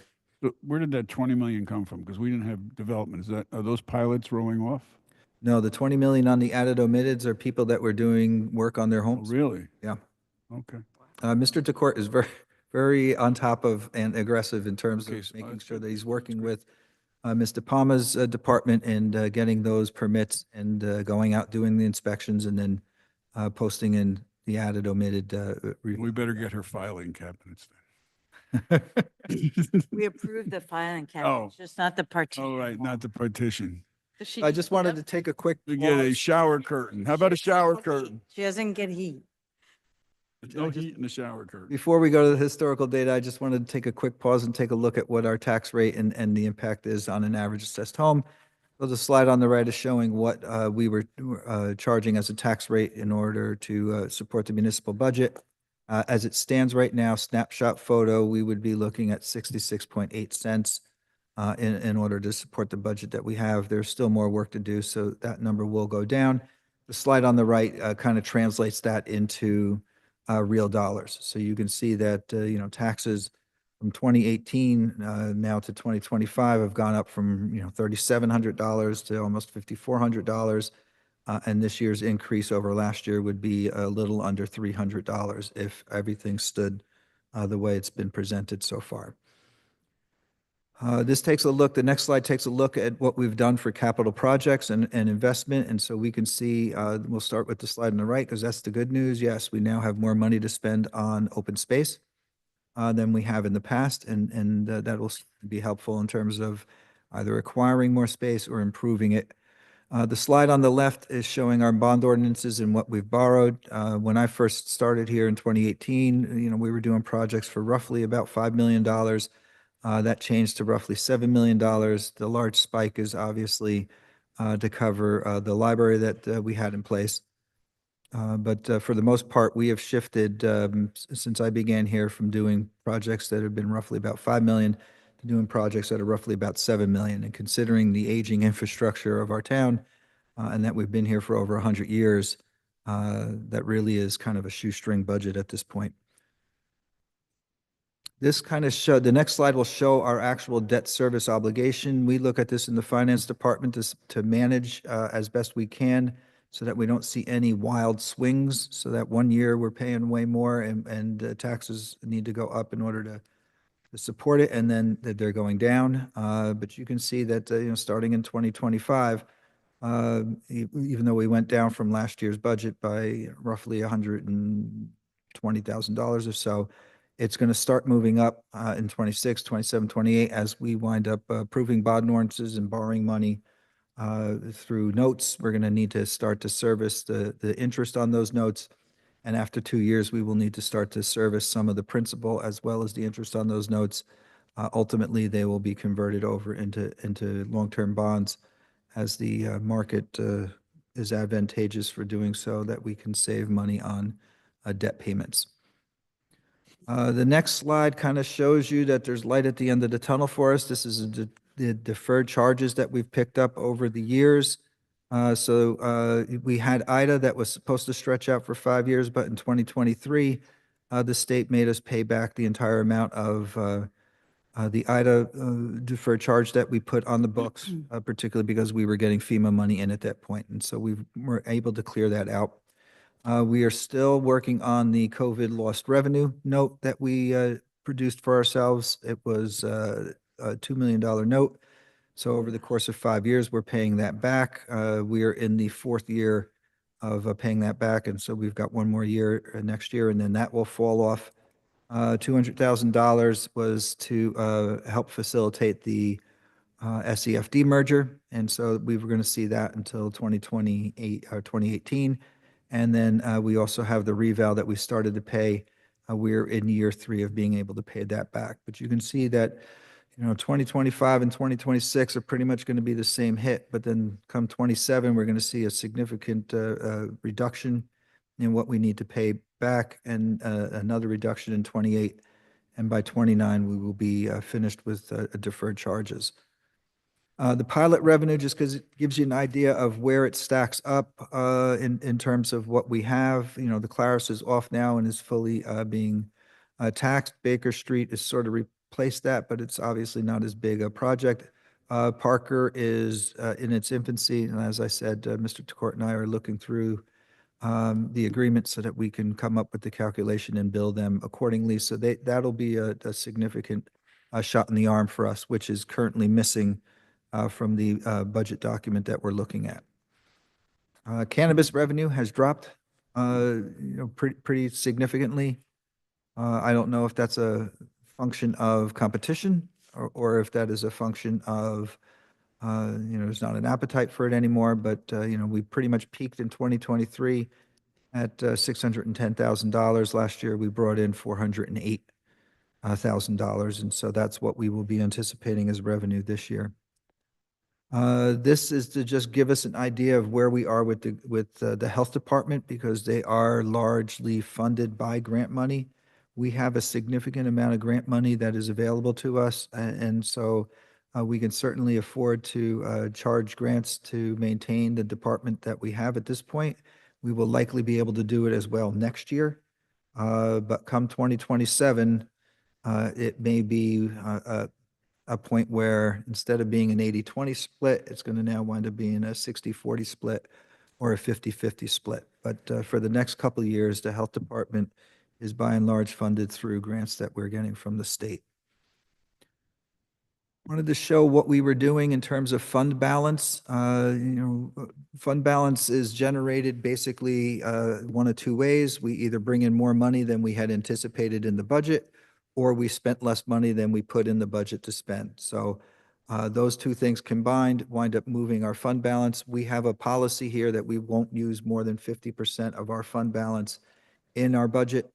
That is viewed very favorably by rating agencies. So I would suggest that we continue to, adhere to our policy, or in the case of last year, we actually exceeded what we did from a policy perspective, because we certainly could have gone more if we needed to. But part of what we've been doing here for the last few years is we have been actively working on moving our fund balance up to a healthier position. And when I first started here in 2018, we were borrowing from Peter to pay Paul, and there were times in the summer where we would need to call the school district up and say, we're going to be able to give you half your money in July. We'll give you the other half of the July payment in August. And then once we get August taxes in, we'll be able to get your full payment in for the rest of August and September. We've reached a point with our fund balance now that that's not an issue. From a cash flow perspective, we pay our bill on time to the school district, and we pay our bill to the county every quarter on time without any fret. Is our goal to get up to that, what was that, the top number, 3 million? $3.3 million was the amount of money that was used in the 2018 budget to balance the budget.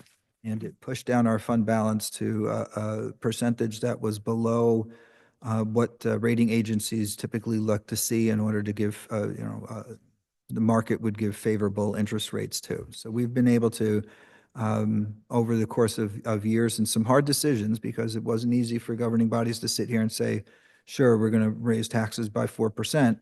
But because of that, we've been able to rebuild it to the point where when we go out for notes, we're getting, we're rated as a AA, community here. And we have been able to get rates as if we were AA plus.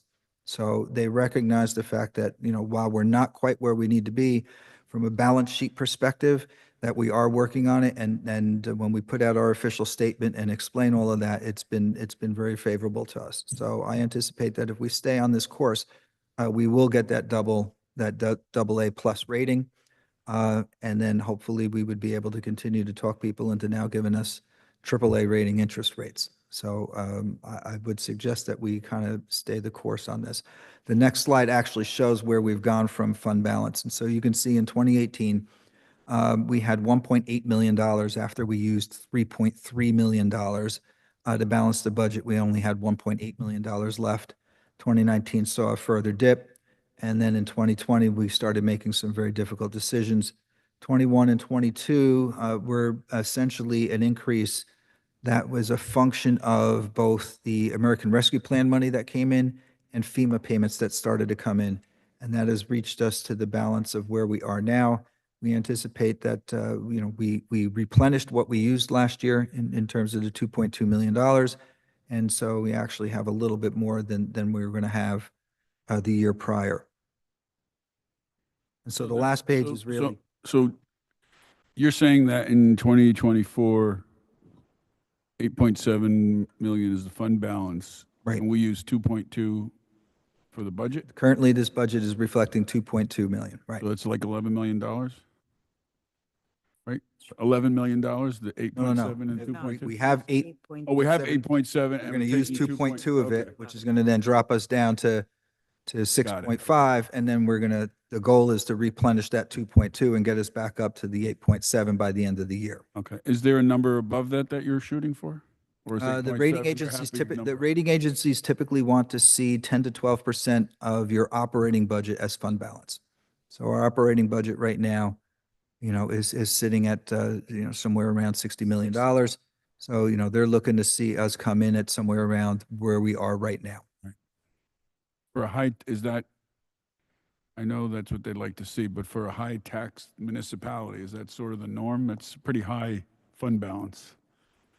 It is a pretty high fund balance, but yes, it sort of is the norm considering some of the obligations we have. The other advantage of having a fund balance that is healthy is our obligation to the joint meeting for our capital project, which was somewhere around $900,000, a little less than $900,000. We have the ability, instead of go out and borrow the money and pay interest on it, we have the ability to lend the money to ourselves at a 0% interest rate and pay that down. So, there's a lot of working capital that comes with a healthy fund balance that, if managed properly, also generates additional revenue from interest on the accounts that we have in place. And if we know, right now, we've been parking it into some pretty short-term instruments, but we can also start to look at putting it into maybe a longer term, like a 6-month CD that'll generate even more interest for us. And then that interest income winds up being able to offset any tax increases that we might see. So it's a fiscally healthy approach to Yeah. have the I balance. know, and I've been on both of these Mhm. sides of the argument to create a healthy fund balance and to try to keep the fund balance at a modest number so that we didn't have to raise taxes, because people are very sensitive to tax increases. Yes. And even this is a significant $300, and that's just the municipal side. The school board's going up and everything. So, there's a cost of doing business your way, and there's a cost of doing business by not having a healthy fund balance. Yes. And But a healthy fund balance creates sustainable budgets in the future. right. Rating fund balances puts us to 2018, where we have $1.8 million in fund balance, and we're calling up the school board to tell them we're going to give you half your payment this month, and we'll give you the other half of the payment next month, and then the balance of your payment at the end of the month, and then we'll start making our regular. No, I understand that. I understand all that and our obligations and all that. It's just, I think part of this is that it just reinforces that we've got to go take a look at our spending and take a look on that side too. Because what happens is you get sort of sucked in, you got a healthy fund balance, you can meet all your obligations. People want more programs, you want more of this, more of that, and we say, oh yeah, we can afford it. But, we can't afford it. Right. We just can't afford it anymore. So the last slide basically shows where we were last year at 0.632 cents for our tax rate to support our budget. As it's presented right now, we're at 0.668%, so that's roughly a 3.5 cent increase over a rate change. This shows the numbers that we were talking about earlier and the 5.7% increase that Mr. DeLuca ran in his head. Essentially, a tax point now, based on the reval, is $621,000. The average assessed home is worth roughly $807,000. The slide on the right, Mr. Worry had me put together to kind of show the impact of where we need to go if we're concerned about where we want to land in terms of a percentage increase. And so basically, for every $392,000 that we can either cut from spending or increase from revenue, that would represent a 1% change in what we are seeing the rate move to. Wait, can I just say that in other words to make sure I understand? So if we wanted to get lower than 5.7%, to get to 4.7%, we'd have to cut $392,472. Is that what that means? Yeah, so it's either you cut it or you Or you- change your revenue. Yes. Yeah. And is there a possibility of changing revenue? Yeah, we'll just raise taxes. No, other than taxes. I mean, there's always things that we look at to try to refine. So like one of the items Mr. Kaloja had mentioned was the pilot from 7 West Parker, right? That's one thing. We're going to, small things like we highlighted tonight, we need to update the South Orange Health number, right? So small things like that we'll keep looking over. Yeah, there'll be some changes.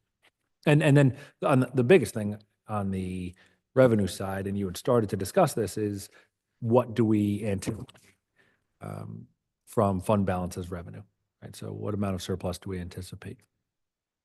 And even in this budget, that you presented to us, it's lower than what we used last year, right? Last year was 2.257 or something like that, right?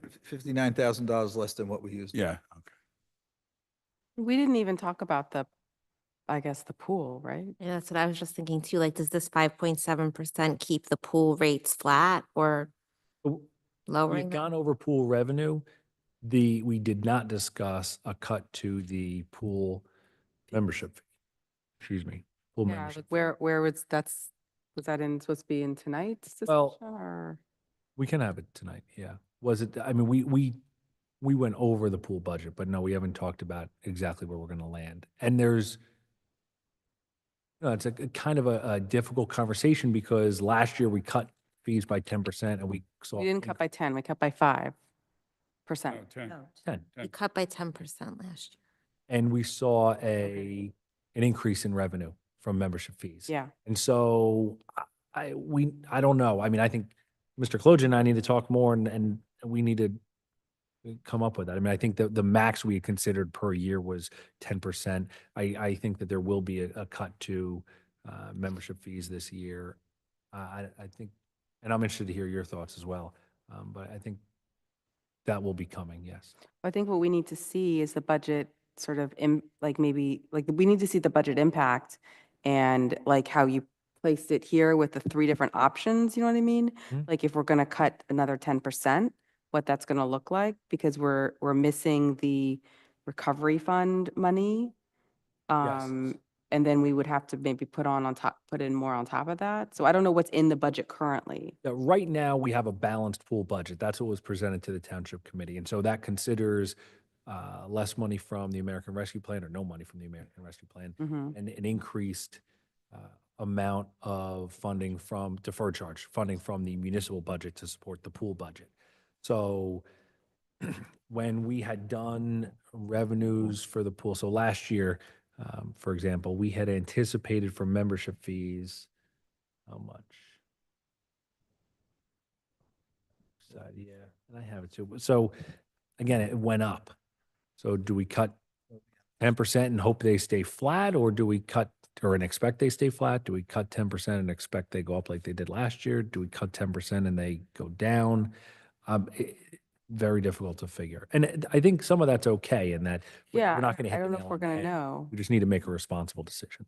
So the budget that we went over, that first budget hearing, the pool budget that you're talking about, where we put that line in, was that to keep rates flat, or it doesn't really matter? That was to keep rates flat. Rates flat. Well, I mean, we don't know yes, because, we hadn't made a decision where we had made a change in the pool budget to reflect a further reduction. and we also kept the 25,000 in for pool pals. We did. That's in the municipal budget. That's not in the pool budget. It's still, Yes, yeah, I'm it's just, still I'm there. just remembering. Absolutely. Yep. Yep. So on the pool revenue side, I want to say it was over $800,000 that we had generated in revenue from memberships. So if you cut 10%, do you expect $80,000 less, or do we do what we did last year and generate more? We never really got an analysis though about like how costs were affected or if costs went up. Well, we'd also made changes in last year's budget to the pool to cut some staff, and I think that worked well. So some of our staffs went down. We had made some changes to how we handled heat days, and that. And we gave raises for swim lessons, for lifeguards and stuff like that. So I don't think we ever really saw the P&L that I never saw, and maybe you guys did late after, but the numbers hadn't all been reconciled yet to figure out what actually came in and what actually went out for the pool. Yeah, we never saw that. And in addition, like some of the recommendations from the pool committee were to increase some of the rate, like swim lesson rate Yeah. and to do more. And we didn't, right, and we haven't seen any, sheet. The pool rates, even if that was a recommendation last year that didn't happen. And I think it was again a recommendation this year to increase the fees that we charge for swim lessons. But even if we do increase that, we can't put it in the revenue line until next year because we have to Right. actually earn it before it can go Yeah, you're in. right. But I'm still curious to see like what we brought in and how much we went out in the pool and like where we are. Well, I don't even know. To talk specifically about lesson fees, if we adopt. Not just lessons, the No, no, whole, no. I'm talking about overall. Yeah, but like there are some things where if we change the fee ordinance prior to the adoption of the budget, Mr. Klojan and I would make the case to the state. Last year we had 300 lessons. We increased by $1. We're going to we're going to collect another $300 this year, right? So we can make that argument to the state, and that's should be a winning argument. So I know that's just one piece, but yeah, there are opportunities there to make some changes. But I think on the lessons, we collected how much? 57, lessons, I'm sorry, 18,000. $18,000. So we can look at changes. I don't think that's going to, make up for, nor No, do I know exactly what we No. expect because of last year. but it's almost March and we need to start selling our passes soon, so we need to get this nailed down. Yep, I agree.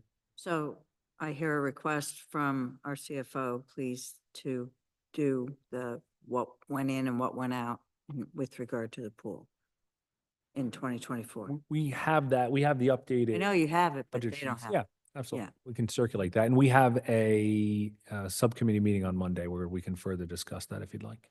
Right. But if you get that to us, Tomorrow? yeah. Yeah. Yeah, but then I won't look at it. Yeah, because I think what we want to see is if we're going to maintain another 10% cut, sort of what that's going to look like. And I know we're not going to know if that's going to increase Yeah. or decrease, but we'll have to see, because like Mr. DeLuca said before, we're going to have to find that point, where it's not going to keep, we have to find that right point, and we don't know what that is yet. Right, where you have all the members you're going to. Mm-hmm. What was the money we set aside for the fee decrease last year? That we put in the budget to decrease the fees for the pool? Well, we just had anticipated less Anticipated than less, right. otherwise would have been expected from the membership revenue. But didn't we have to put 250 in there? That's what I Yeah, thought. we did. We Yeah. put, we That's put 250 in. 250 in plus the 25 plus the Bergen Rescue money. Yes. 251, 740 to be exact, is what we put in. And we're anticipating this year putting in 379,000. But that increase is not a function of membership fees. But because that was just replacing the American Rescue money. The increase is replacing the American Rescue money, right? Because we had a whole, right? Yes. So this year, to Ms. Herman's point, would it be another $250,000 that we have to put in? Or 500, if we're making it for the rescue So, fund. so it, No, the we already 371, have- it makes we already up have for a that. balanced pool budget that will circulate tonight. So the question is additional, if you were going to cut another 10% from a revenue line that generates over, let's say $800,000, $80,000. So that's your max, where we would say maybe you put in another $80,000 from the town. But given that last year, we didn't see a reduction in membership fees, maybe we put in 40 and see what's generated. I don't think that's an unreasonable, you have to make some assumption. So maybe we say, let's, in good faith, go halfway there. Well, we have a fund balance. Don't we have a fund balance in the pool? We do. So We're anticipating. what you're, that. what you're saying could make sense. I mean, I don't know if those are the right numbers, 40 or 80, Yeah. but we do have a little cushion there in case we didn't meet that. Yeah, Yes. yeah, makes sense. Okay, so we want to see But I think we need to P&L make that, for the pool from finance. we need to make that decision though, right? Because Yeah. Yeah. maybe at the next meeting, at the next township committee, and lock it in because, as you say, Ms. Herman, we have to sell those passes soon, right? Yeah, and if there's any other rates we need to put in that ordinance, We maybe we will- want to do that ordinance now so that we can do it before we, but. But we'll right. talk about it at Health and Human and then we can bring it to Another the thing. next. Yes. Anything else, anybody? I just think we need to cut things because 5.7% is too high. Yeah, I agree. Just gonna say that out loud. Too high. Because we're not the only entity. You saw Yeah. the school boards cutting. Yeah. And, we were clear at the beginning. I mean, that we know that that's what has to be done. This is part of the process, right? Right now, we've talked about everything that we want in the budget, right? So we've had a conversation about every detail, and now we're going to start paring that back to what it, to a responsible rate. So what happens next? 'Cause We this is our last budget Yeah, hearing, so- right? So some of this will be, I think we should follow up with in subcommittee, right? So we're fortunate in that, let's back in from budget adoption, which will be April 1st. So we have a good amount of time between now and April 1st to discuss what the final budget is. We need some time, obviously, to get it in a budget format, let's say 2 weeks. But we have the majority of our subcommittee meetings at the beginning of the month. And so next Monday, we have Health and Health Human. Human Services. Next Friday, we have Finance Subcommittee. The following Wednesday, we have Police, Public Safety. Safety. Engineering. And, I think that's where a lot of the discussions will have engineering. And so I think after that group of subcommittee meetings, we'll be in a good place for what that, what the budget proposal will be. And at that point, it's more of a, we can share with you that budget document. But what are we talking about at the subcommittee meetings? Because the driver, I mean, what's real for us is to tinker with the OE. We're not going to, unless we cut staff, we're not going to affect salary and wages. We're not doing any of the statutory expenses. So the only thing is OE. Yeah. Well, Well, there are staff requests. staff requests, we'll But I cover agree about merit what we're going to increases. talk, because like we've been talking about things in health and community services for like a year and a half about figuring out like what costs are, what's doing well and that kind of thing, or these, I don't think we're going to just magically get all this information on Monday to figure out like what to cut. So that's what I'm just wondering, like, I think it's got to come from you. You got to make some recommendations to us. I agree. Yeah. And a lot of that comes from today's conversation. So I Okay. appreciate it. Okay. but we just added a lot of things in. Did, yeah. It's okay. So you're going to get your red Part of the line. process. So do we Well, but talk we added next up as the a cap- group? So next time as a group, we meet next Tuesday at our public meeting. Do we talk about this again there? Like when do we don't have any other budget meetings set on the I calendar. think we have the Finance Committee Next Friday. next Friday. We don't have our subcommittees till the second weekend in March. I would say that conversation should be at the second March meeting, right, of us? Second March. Second Yeah, March. Not March 4th. No. That's right. I think it was. And that would So give you, you'll present a new too. recommended budget at the second March meeting? We can make a more formal presentation at that meeting. We will be circulating budget documents prior to that. Yeah. Yeah, I wouldn't want to wait until that meeting for the first time, everybody Right. see it. So it'll be an ongoing discussion. Yep. Right. Motion to adjourn? Before Second. second, Did you want to take any public? public. Wait, public Oh, comment. yeah. Oh, right. Is there anybody here? There's nobody on Zoom. Okay, yay. Thank goodness. To adjourn. Motion, Mr. DeLuca, Yes. Dangle, yes. Thurman, Yes.